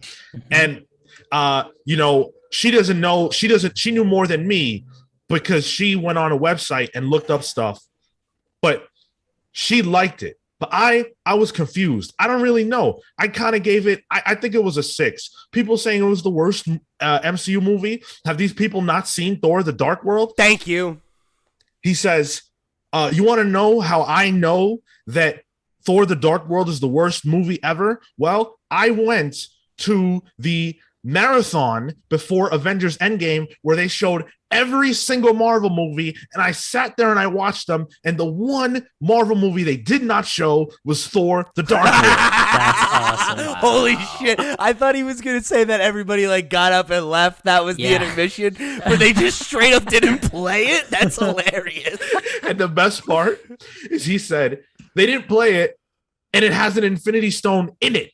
I was just thinking that. Incredible. Fuck. That's hilarious. Maybe we should do a call-in show with that guy or something. Dude, A call-in show. Hell yeah. That would be incredible. I don't know if you want that. This call was 30 minutes. Listen, that's 30 minutes of content we have to provide. I guess, fair enough. He is a trip. It's very funny talking to him about this stuff, and he's so passionate about his feelings. But he gave Eternals, I believe, a 6, or no, he gave it a 7. He gave it a 7. So, Okay, all right. if you wanted to know my aunt's coworker's review, New segment on the show. How does Sean's aunt's coworker feel about this thing in comics adjacent media? What was his score for Black Widow? I'm curious. he didn't tell me. He wanted to talk more about Shang Chi. He really liked that. Yeah, I don't know. That's him. He loved Shang Chi. Was middling on Eternals, and Thor: The Dark World is the worst Marvel movie. Confirmed. Yeah. Well, speaking of Marvel, Disney Plus Day just happened, and they announced a ton of new content that I'm interested in talking about. Some of it I'm really excited about. Others, we'll see. We'll get into that now on our main topic. So Disney Plus Day was yesterday, and Disney decided to show off a whole host of new stuff. They showed off like stuff, across Disney, like a lot of cool things that if you're, a Disney head, you'll probably, really appreciate. Chip and Dale's Rescue Rangers, of course. Come on. Shang-Chi is now streaming on there. Is it really? Yeah. Oh, sick. Okay. They dropped it finally. Yeah, I'm glad I'll finally get to see it. Same. Oh, that's right. It. You never saw it. No, and like by the time I was able to like eck out time to go see it, it was already out. Are you like gonna watch it, or do you intend to? I'll definitely watch it. Yeah, I don't think I'll get to watch it this weekend. My best friend's getting married, so like after this, I'm going and doing wedding stuff. But I think I probably will end up watching it before next week's show. Why don't you watch it at the wedding? What's wrong with you? Bring the projector, in the background, throw it up on the wall. It'll probably be more entertaining. She's saying something. The other cool thing that they're doing is they put out like IMAX dimension, I guess, versions of all like recent Marvel movies. Yeah. Huh, okay. Which is really interesting. That'd be cool for projector. Yeah. Yeah. You want to host, Marco? I'll come around. Dude, we've been thinking about getting a projector for the bedroom so that way we don't have to get up to use the TV. Oh, well, I'm not getting in your bed. That's not the way there. I don't think you're allowed in his bed either. You're probably right. I am. You're probably right. What? And Kel said that with confidence too, which means he knows it to be the case. Oh yeah, baby. All right. Well, if you want to get that OnlyFans going. So obviously all that stuff's cool, but what we're here for is the new announcements that we got and some of the footage actually that we got to see. So I want to start with the new announcements that we got out of Disney Plus Day. There is a television show coming to Disney Plus called Agatha, House of Harkness. Yeah. Interesting. Yeah, that's the proper reaction. You guys, hey, guess what? You guys all got it. You got A+. This is what Disney wanted from us. This, I mean, did I do good? This was basically what we said. We talked about this show getting announced, I think, on the show a couple weeks ago, or months ago now. But yeah, okay, it's just feels like a weird choice. Like I definitely have applauded Marvel's recent efforts to want to flesh out antagonists more, and have villains that stick around for the course of a phase or more, and we can see them grow and change and form grudges and all that kind of stuff, right? Like, that's great. But like, and Agatha Harkness is a character I definitely want to see more of. I really loved I'm blanking on her name, Catherine Hahn. Loved her performance. Like, I thought she was a real highlight of the show, and I'm excited that she's going to be sticking around. But yeah, the idea of her like in her own show is, I think it leaves me in a similar way to that X-Men announcement we talked about earlier, where I'm like, I'm not excited about this on its face, but if it comes out and it's good, then that's really all that matters. And it could be good, like, she's great. So I don't know. Like, do we get any indication on what it is? No, they didn't say anything about what it is, as far as I'm aware. It's just the title, and a cool graphic. That's all we got. I couldn't care less about this, and it's not because I didn't like Agatha. It's just because, there's so many characters I feel like that could use an opportunity like this. Yeah, right. That could use a push. And, Agatha is ultimately an antagonist, and maybe they're trying to switch that up. But this feels like a reaction to how that one episode, it was Agatha all along that people really got into. Yeah. And that has now morphed into a whole show. And I don't know that that's like a terrible thing, but it's a weird thing to me. Well, I think that's clearly what's happening. This show happened because it was Agatha all along. Right. She made this show. By the way, Phil, I just saw what it says on your shirt, show pony. That you are the show pony. Giddy up. Yeehaw. No. It's weird because that, like, if this is going to be a past show situation, I'm not as interested in it. But if this is going to be what happens post, like, does Agatha's mind get re-unlocked from the spell that Wanda put her under? Okay, that's cool, because then at the very least there's like that story has legs. She may be looking for revenge and wants to team up, or maybe she comes back and it's about her training Wanda. And I feel like there's opportunity here. I'm just interested to know how it connects back to where we left her, because that's the big question. I think similarly, I could see it being used in the way that Loki was used, where it's, like, obviously that story developed Loki as a character, but a lot of what it did was develop corners of the MCU. And if this is maybe an opportunity for them to have a show that explores the magical side of the Marvel Universe in a way that doesn't have to be as character-centric, that could be good. Like, that I could see that having value. Yeah, what I was going to say is, like, what's the title again, Sean? House of Harkness.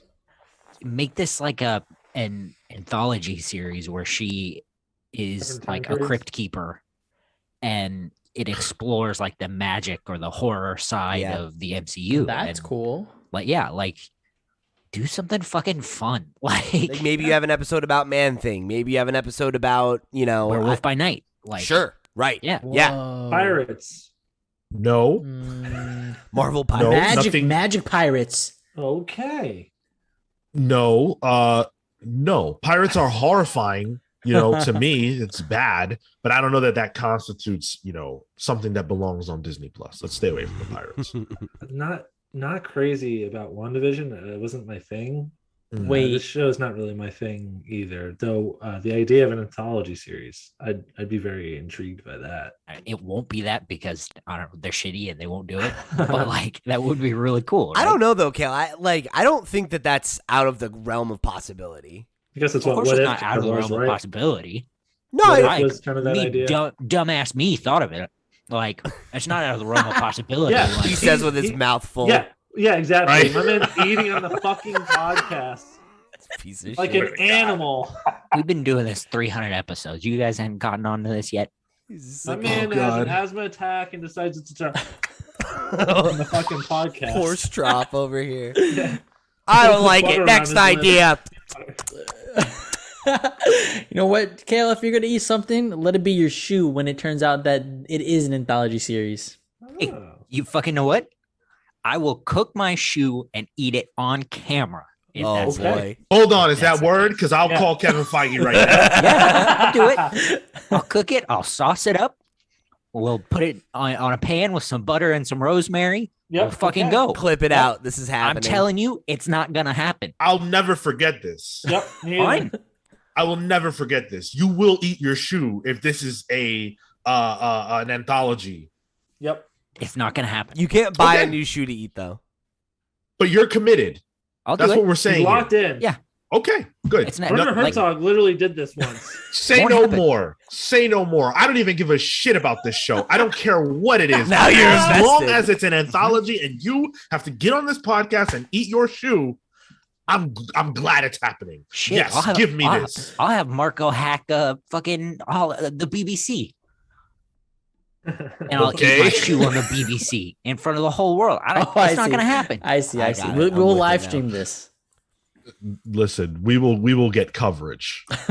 Cal meets a fuking Kevin Feige. He's just eating. Yeah, I'll eat my shoe if you make an anthology series. They also announced an Echo series. So I'm sure a lot of people hear that and go, huh? Echo, Right here. I Wasn't wasn't this even, also announced? I feel like this was What's This the echo was- of the announcement? this was rumored. This was heavily Got it. rumored. Okay. Yeah. I remember Um, talking about this too.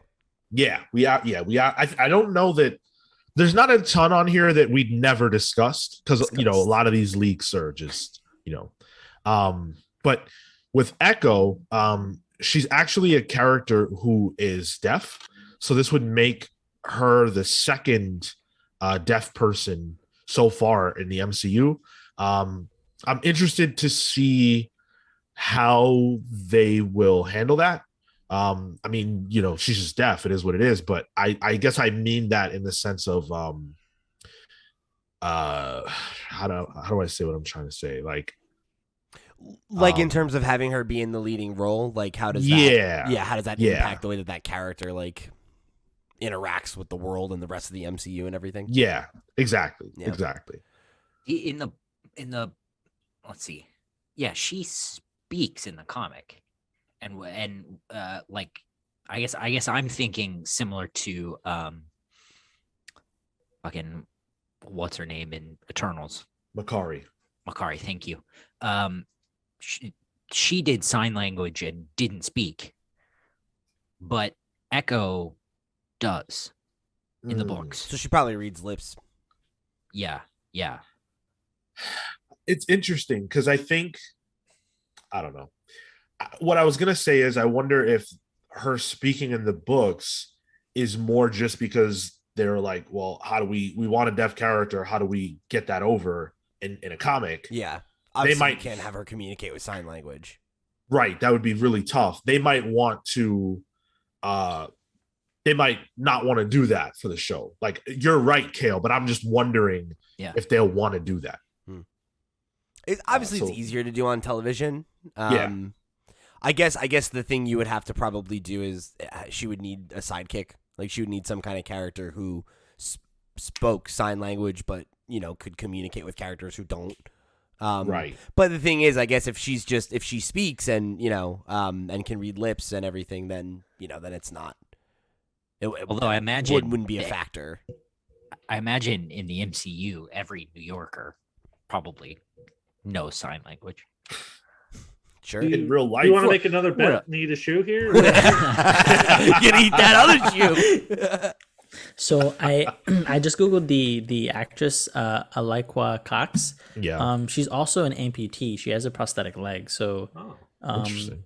It's cool that they're bringing her on. They're playing Echo.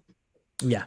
Wow. She's playing Echo in the actress. Hawkeye series and in the individual series as well. Okay. All right. Probably the first amputee in a major role in a Marvel movie or Marvel show. Mm-hmm. Definitely a leading role anyway, right? Yeah. I don't have a particular interest in this, like aside from anything else. I'm not, like a massive Echo fan or anything. And, I don't know the character. Yeah, so I always think of her as like one of those characters who was floating around in the Bendis era of Marvel, and that's cool. And the connection to Hawkeye is definitely there. But I kind of don't want the Disney Plus shows to start being like, oh, here's the offshoot of this person. Like it's an Agatha thing. Yeah. They already are that. Yeah, but like it's different. I get what Sean's saying, because it's like this feels like a bridge further than that, right? The idea of like, oh, we're gonna use this as a show to develop, Wanda or like Sam and Bucky, right? Like those are taking established supporting characters and fleshing them out more, whereas but I feel like we might feel this way because we also haven't met Echo yet, right? Like after Hawkeye, maybe you could see how that character could carry her own series, but like announcing it ahead of that show I think that accentuates that feeling of like, we're just throwing these shows out now, We say this now, but wait till they make a show about Sam's son's schoolyard friend's dad's cousin who's like Rhino or something. But I mean, who's to say, right? Like, we'll see how we feel on the other side of Hawkeye. Sure. Yeah, I guess it's just like, the other characters that we mentioned now, like even Loki, they're, movie stars. Those are movie star actors. Those are movie star characters. And so this feels like a step down from that. And obviously, I know not all of the Disney Plus shows can do that for financial reasons and etc.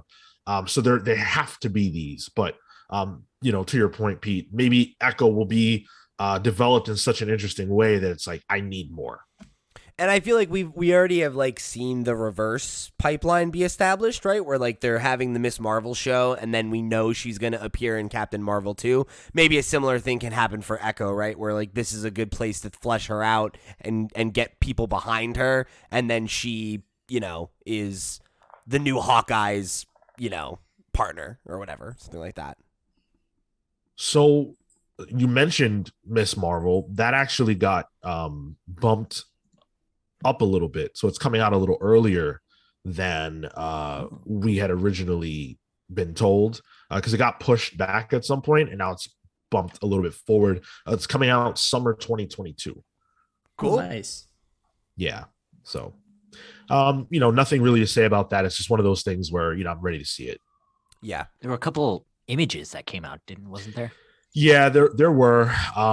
Again, it's kind of like, okay, yeah, it's about images on a podcast. Yeah, like and again, like it's not like they're that dynamic necessarily. The biggest thing we learned, not even from Disney Plus, but more recently, is that they're altering her power set. So in the comics, she's basically got Mr. Fantastic's powers. She can, stretch her body in any way. And so they're actually altering that now. And she's like, I want to say cosmically powered in some way. That's cool. That could be incorrect. So don't hold me to it. But because we never talked about it on the show, but I believe that's what I read. So they are altering her powers for sure, though, in any event. Yeah, the way I've seen it is like the way I would describe it is it's like armor. How she's got like exoskeleton armor or whatever. Yeah, but it does whatever she wants. A bit like a Green Lantern ring, I guess. Yeah. Yep. Okay. That's kind of a bummer, but it makes sense. And man, and that's one of those things that's like kind of, the MCU is probably going to do that because they don't want to overlap powers, especially a power like that. Like Mr. Fantastic will not feel as cool if there's already someone who does what he does. And I almost wish this was happening in the reverse order because I don't think that would negatively affect Miss Marvel as much as it would Reed. But yeah, in any event, they also announced a Marvel Zombies show to the surprise of nobody. Let's go. It's 2007. Zombies are in again.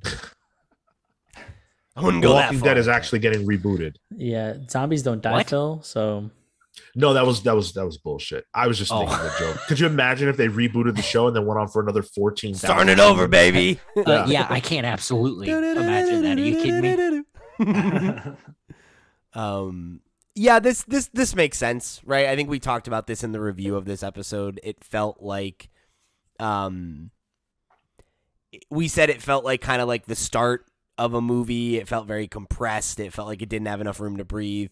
Yeah, the idea that they're going to commit to doing a more long form version of this, when I think it's pretty clear that that's what they were trying to do with it, makes sense. And we talked about how there was that rumor, because of Mark Millar, right, had said that he heard that they were doing a live action one and everything, and obviously, he got some wires crossed there or whatever, but yeah, totally makes sense. So is Rick Grimes going to be in it, or he's Spider-Man? Oh, cool, great.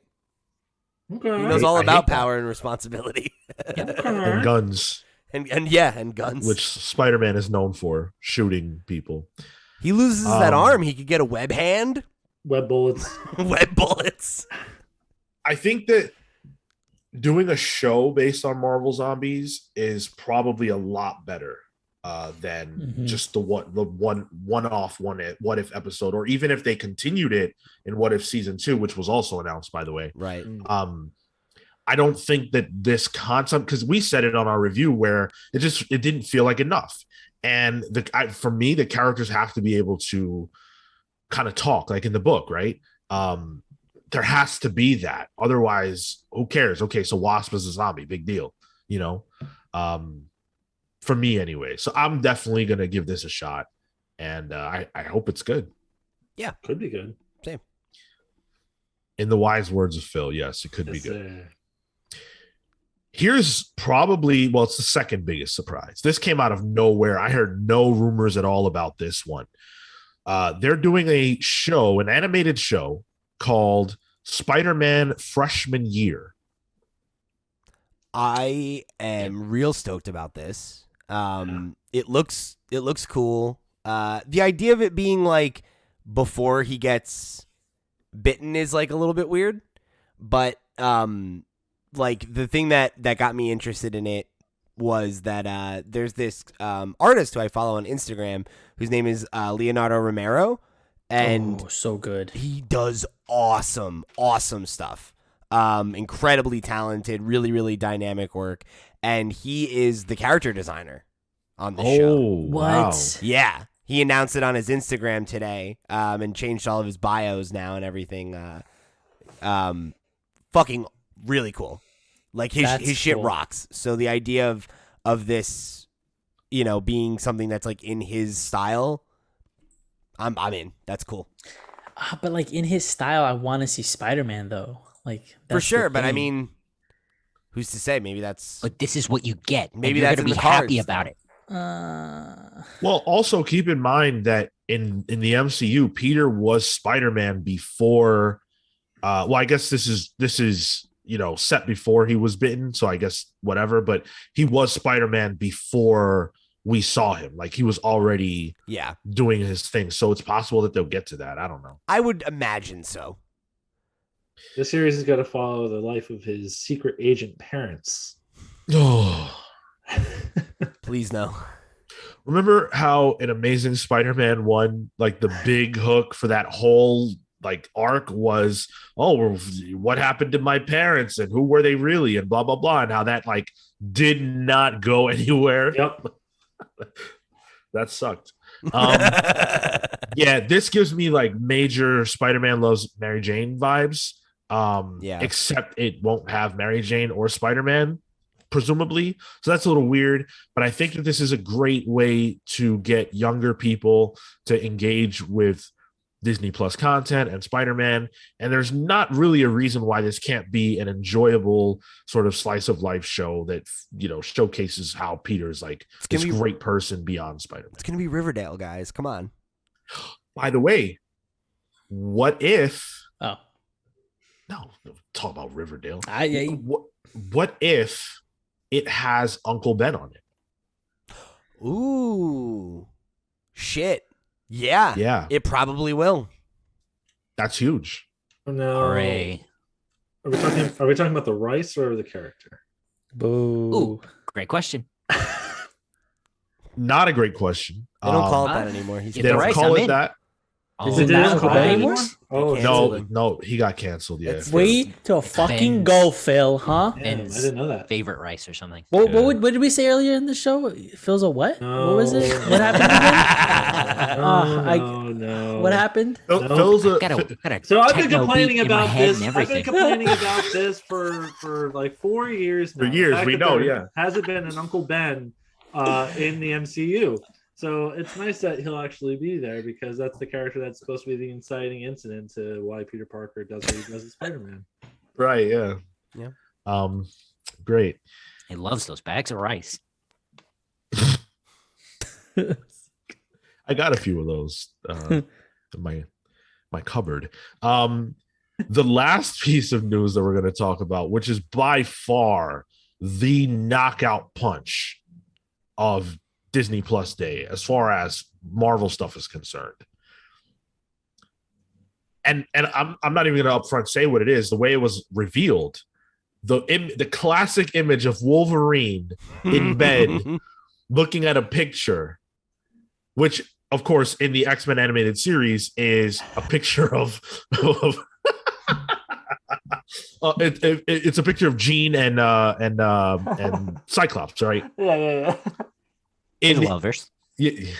Please. Here, it's a picture of the X-Men, the animated series logo with the number 97 on it. We are getting an X-Men 97 animated series, which is picking up directly from where the original show left off. If for those of you who for some reason remember, Professor X like screwed off to space with Lilandra because he was dying. That's right. Yeah, and Magneto actually becomes like, I guess, like sort of the headmaster of Xavier's school, and that's where it ended. So this is going to pick up right from there, and not to mention a lot of the original voice actors are coming back. However, not all of them are playing who they originally portrayed. Interesting. They said a lot of the original writing staff is coming back too, so it's like they're really trying to get the band back together here. Yeah. Hopefully not the same animation studio. It's a show where No, hopefully the same animation studio. it's a show where Wolverine is not the only character with a Canadian accent. What are you talking about? Oh God. You guys don't want to hear Morph talk like this for a whole episode anymore? Morph's voice was not even like that. Come on. No, I'm not It going to give you was. that. Come on. I'm not going to give you that Kale, at all. I would assume was. that Kale's watched something, so he just likes to talk about things. If Kale's or if Kale, if Morph's Give voice, Kale. if we listen to a clip of Morph right now, and everyone agrees, well, not everyone. If 3 out of 5 of us agree that he did not sound like that, will you eat your shorts? No, I don't have time to cook shorts. He's not Bart Simpson. So much work. Right. Or hold on, I'm finding this. Yeah, go ahead. It's just not. He doesn't sound like that. Who did sound like that? Somebody did, You're making it up. and it was a prominent character. No, that was a Hold on. Everyone be quiet. Hold on. Okay. I gotta find. Is this? Why did they leave me to That's not what he sounds like. Come here, please. All right, here. I'll send you this link, and Sean, you can pull it up. Oh, Yeah, come on. Show, man. oh wait, I don't no, know though. how we can. We can't share the audio. That's a shame. Here, I'll just send it to the chat. Everybody, you make your calls. Yeah. Can I Listen. hear your impression one more time, Kale? I Yeah. don't know if I could do it again. Coward. Just a Coward. high pitched squeak. Yeah, let me hang on. Let me see. My name's Morph. We gotta talk like this. I used to be an X-Men, but Professor Xavier left me for Jim. Sean, it's basically Paul Bearer. My Undertaker. Oh, by the way, it's also Oscar Isaac in Moon Knight. Hey. Yeah, we're gonna talk about that. I don't agree that Morph sounded like that, but my biggest disappointment with this announcement, by far, eclipsing everything, is that it doesn't feature, according to what I have read, the original voice actor for none other than Cyclops. What happened? He only had He was 4 really good. lines. He was really good in that show. Yeah. Gene. Kale, you know what? I can't even handle you, dude. I don't even see Cyclops on the list of characters. Yeah, he's got to be there, right? What He's if he the leader left? of the fucking field team, you know? What if he Gotta be quit? Because Professor X isn't there. Yeah. Magneto took over the school, and Cyclops was like, "Nah, fuck that." Well, you know what? I've talked about this before, but something I've always really wanted. So, like, we always kind of hold shows like Batman, the animated series, and Superman, the animated series, Justice League, and X-Men, the animated series, to kind of like this kind of put on a pedestal. And those were like, a lot of them are like 30 years ago. It would be great to have like new cartoons that now take into consideration the last 30 years of comic books. So, like, no, this is going to be X-Men 97. I really don't care about seeing more 90s X-Men stuff. I want, like, it'd be cool if they started doing stuff from the last 20 years of X-Men. Yeah. I would imagine that they could do that, whether they will or not. Because the Batman, The Adventure Continues comic book did that. Like, they used a lot of characters that weren't present at the time. Like Hush and Jason Todd are prominent. Yeah. Yeah. So I agree with you, Phil. I would love to see that. Quick question for you guys, a little fun gimmick here. There was something going on. What? It's a random question of the week. Oh, Twitter that's was- what Morph sounds like. Yeah, there we go. Twitter was having a lot of fun with who the most who the most overrated X-Men are, I guess. And I don't care about that. Jean Grey. Hot take. Can None you of leave? None of them are overrated. The X-Men are all special and great. Except Gambit. Anyway, Except Gambit. Like, hey, you know what, Sean? I apologize. You are 100% correct. I take back my answer 1000%. You are correct. Thank you. I know. Now let's do our top 5 favorite X-Men. How about that? Okay, I can do that. I'll least start if you overrated guys X-Men. need time. Yeah. Jean Grey, without question, the greatest X person of all time. Cyclops, the field leader, as we said. You can't go wrong with Cyclops. Beast. I love Beast because Beast, like Nightcrawler, cannot hide his mutation. And he's a great man. Emma Frost. need to say anything more. She's the greatest. And Magneto. Yeah, fucks with Magneto big time.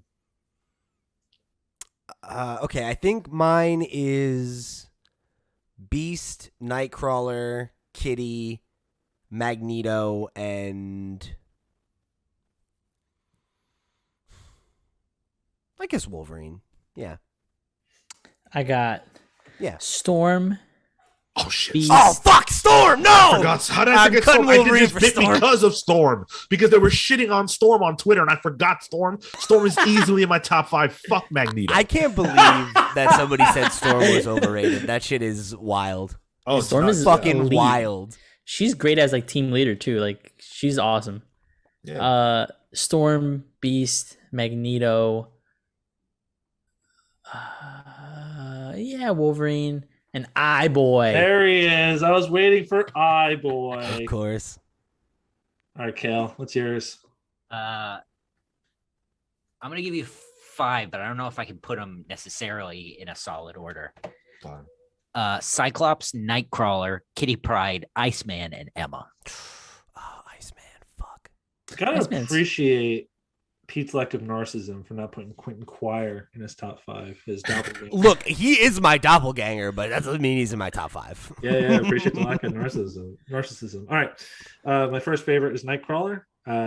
Posted a photo of me as Nightcrawler in the Discord and on my Amazing. Instagram. From when I Amazing was 7 years costume. old. Number 2 is going to be Cyclops, because Cyclops is always right. Oh, really? Oh, Mhm. shit. I didn't know that we were that close. Yeah, buddy. Oh. Yeah, buddy. Number 3 is going to be Wolverine. I know that's a cliche pick, but man, he's had a lot of time to do stuff. 4 is going to be Storm. And number 5 is going to be Magneto. Is that or Iceman? But I'm leaning on Magneto here. My man is the straw that mixes the drink. That's true. I wish I could have picked the Corsair. Man, Oh, that dude yeah. fucks. Is he an X-Men? No. No. I can't Yeah, stand Corsair. yeah. See, that's Ooh. I mean, he's not an X-Man. That's why I didn't say him. What's your beef with Corsair? What do you think it is?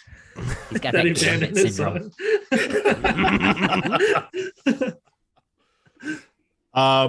So that's cool. We won't see it until 2023. That's the rumor I saw. Damn. It's on isn't it on the actual meme? Yeah. I mean, that makes sense. It's a cartoon. Yeah, so it's gonna be a while. Yeah. That's cool. Hopefully the world's still around by then. They got to fly all these folks down from Canada. And it also, I hope that it retains kind of a mature sensibility, because They really struggled on Fox Kids with that stuff. you know what? I think they pushed the boundaries of that pretty well. I learned a lot from that show. I genuinely mean that.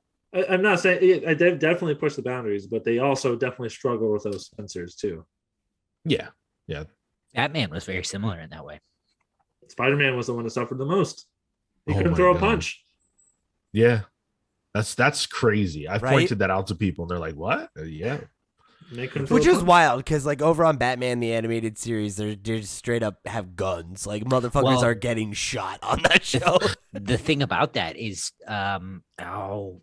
one of the writers, one of the creators, did an interview where he was talking about Mask of the Phantasm and the animated series, and he was on.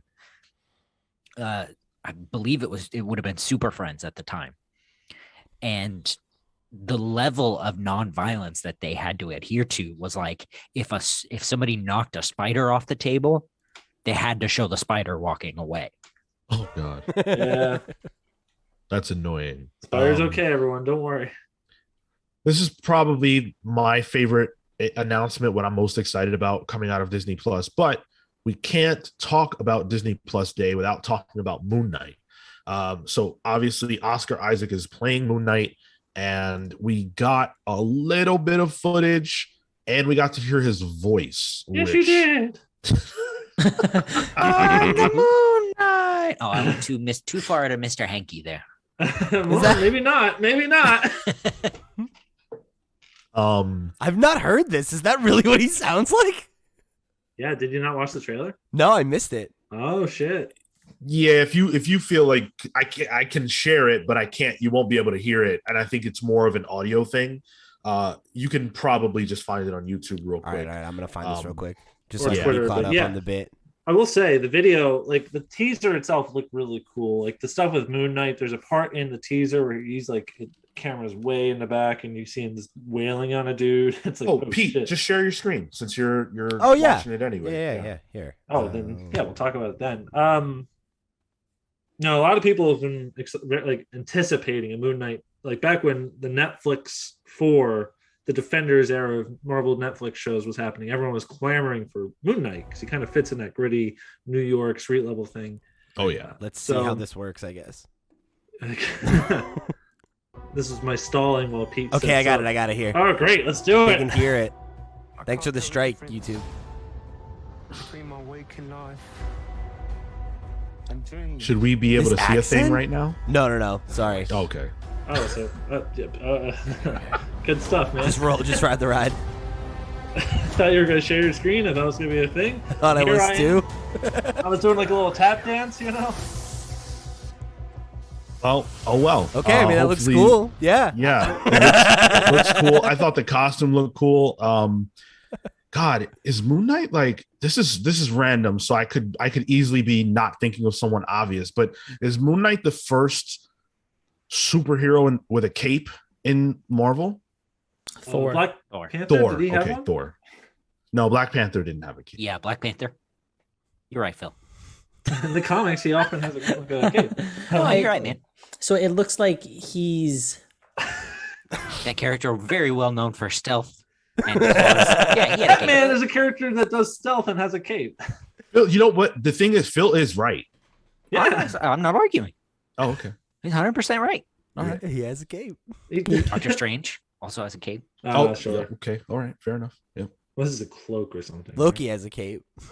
He's a bad guy, but he has one. You're right. All right. Well, shit. I was wrong. Okay, we get it. At this point, I'm not even really trying to Apology point. I'm just trying to think of who else has capes. It's Cape Watch.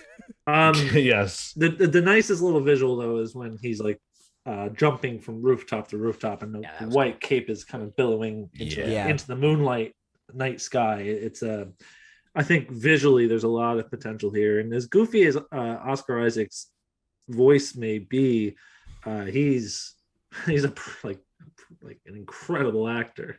Mm-hmm. So this was my take, and again, I could very well be wrong.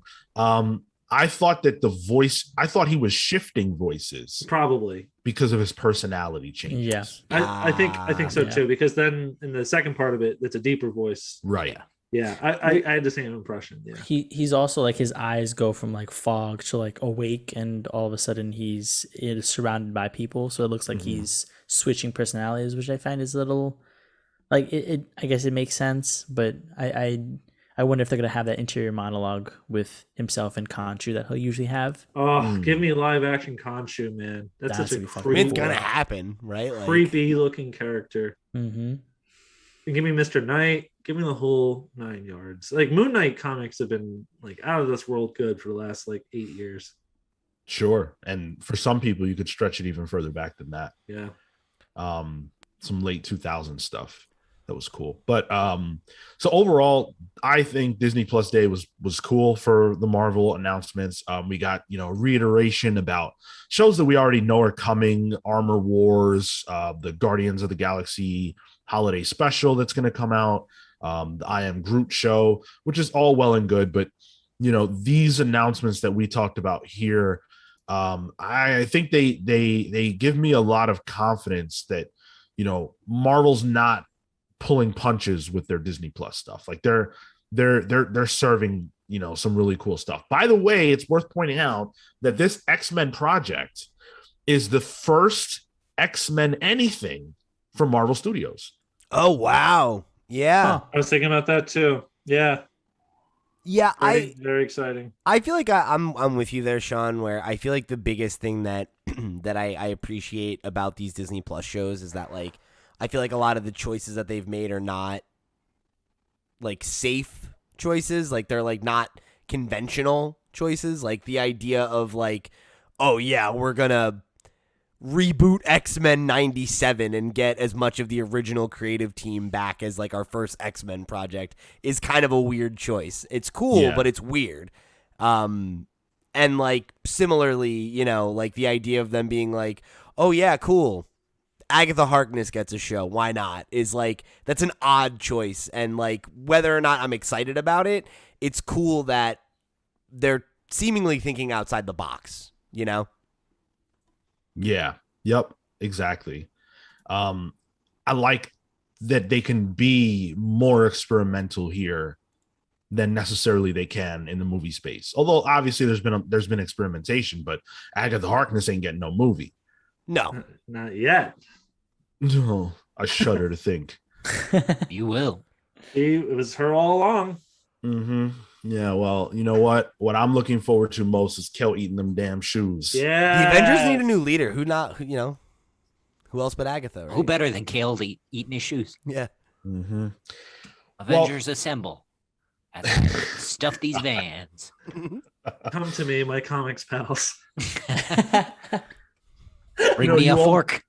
You almost had as much enthusiasm in that as Chris Evans did in Avengers Endgame. He's like, Avengers assemble. Yeah. He's like all exasperated. That's he needed to get his inhaler too. Well, to be fair, he was fighting Thanos, so that's like reasonable. Thinking about Marco fucking is the equivalent of him fighting Thanos, man. It wins him. That's one thing they never talk about. He was a skinny wimp. He had breathing problems. They didn't cure that. Wow. Yeah, I bet. What did you guys think about Disney Plus Day? Are you excited about these show announcements? Is there anything on here that's like really, really up your alley, or do you feel like this was a weak offering? Marco's shaking his head, so I guess he thinks it was weak. No, I'm Groot. Very much looking forward to it.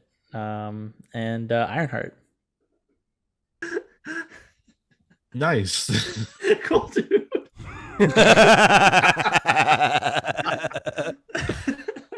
I'm looking forward to those shows.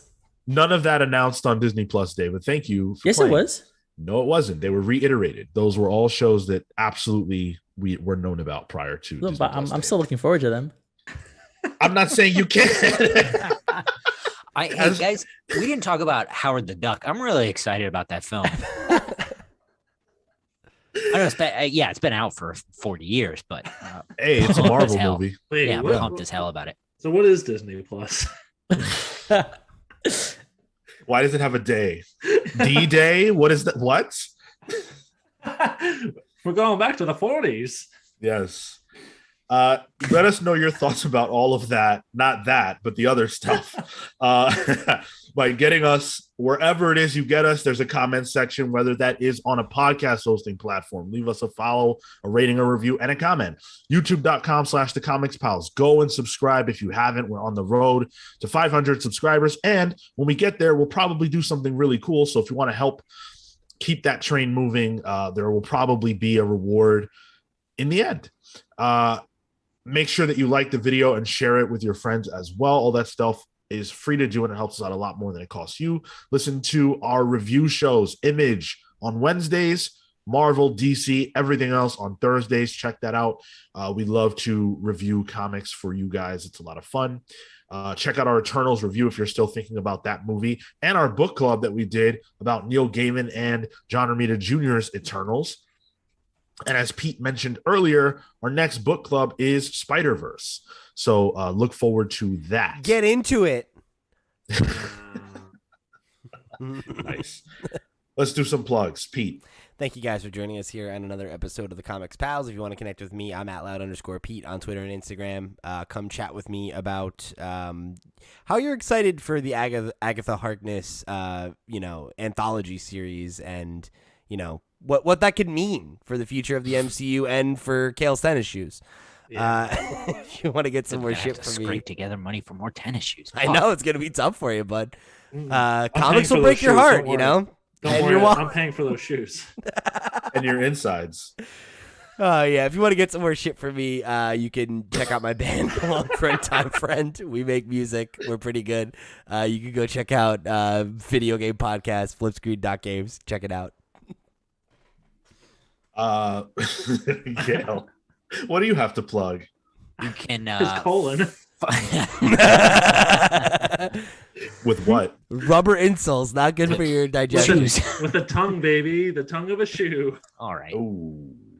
You can find out what type of shoes I wear on my Twitter and Instagram at TotoInto. That's TOTOINTOW. You can find my work and more shoes at caleward.com. That's CALEWARD.com. Better be Marco. shoes on that website. You can follow me at Mr. Marco Inamoto on Instagram and Twitter. I finished Way of the House Husband. Nice. Incredible show. So good, dude. Funny. And I'm watching Dorohodoro. It's all right. Animation's interesting. And I might start a Gundam series, so let me know which one I should. Phil. I've been inching my way through Squid Games. I'm 6 episodes in. I know the moment's passed, but it takes me a long time to watch things. So, what a dad. Finally watching that there Tiger King. I love it. The 6th episode made me bawl my eyes out. So you can talk to me about that. Yeah, you know what? Get at us and tell us what kind of shoe Kale should eat. I recommend a high heel, frankly. A high heel, so he could be stepped on while eating it. A clear heel, a stripper heel. That's right. And you can follow me on Twitter and Instagram at Cyborg Bebop. Talk about these heels. The clear heel that I can pick my teeth with after. We're gonna like make a you bone. we're gonna make you eat Heelys, actually. The whole wheel. Oh, yeah. those things. Yeah. Oh, and I always wanted that. Don't buy that for me, please. Too late. You can find me on Twitter and Instagram only at Sean Soapbox. I actually keep forgetting to update about my adventures in gaming, but like a month ago, I became a master rank Pokemon Unite player, which means I stopped playing the game. And and I also beat Metroid Dread. Fun fact. Fuck yeah. Pete and I beat it on the same day. Really? Whoa. Yeah. I What was your forgot to tell timing? you that. Oh, I don't even know, but I'm sure it was super long because like I always like leave take your games, AFK. So Sure. yeah. So yeah, talk to me about those games or Kale eating shoes. Thank you so much for listening. With that, we're the Comics Pals signing off. Take care, guys. See you next week. No joke. Okay.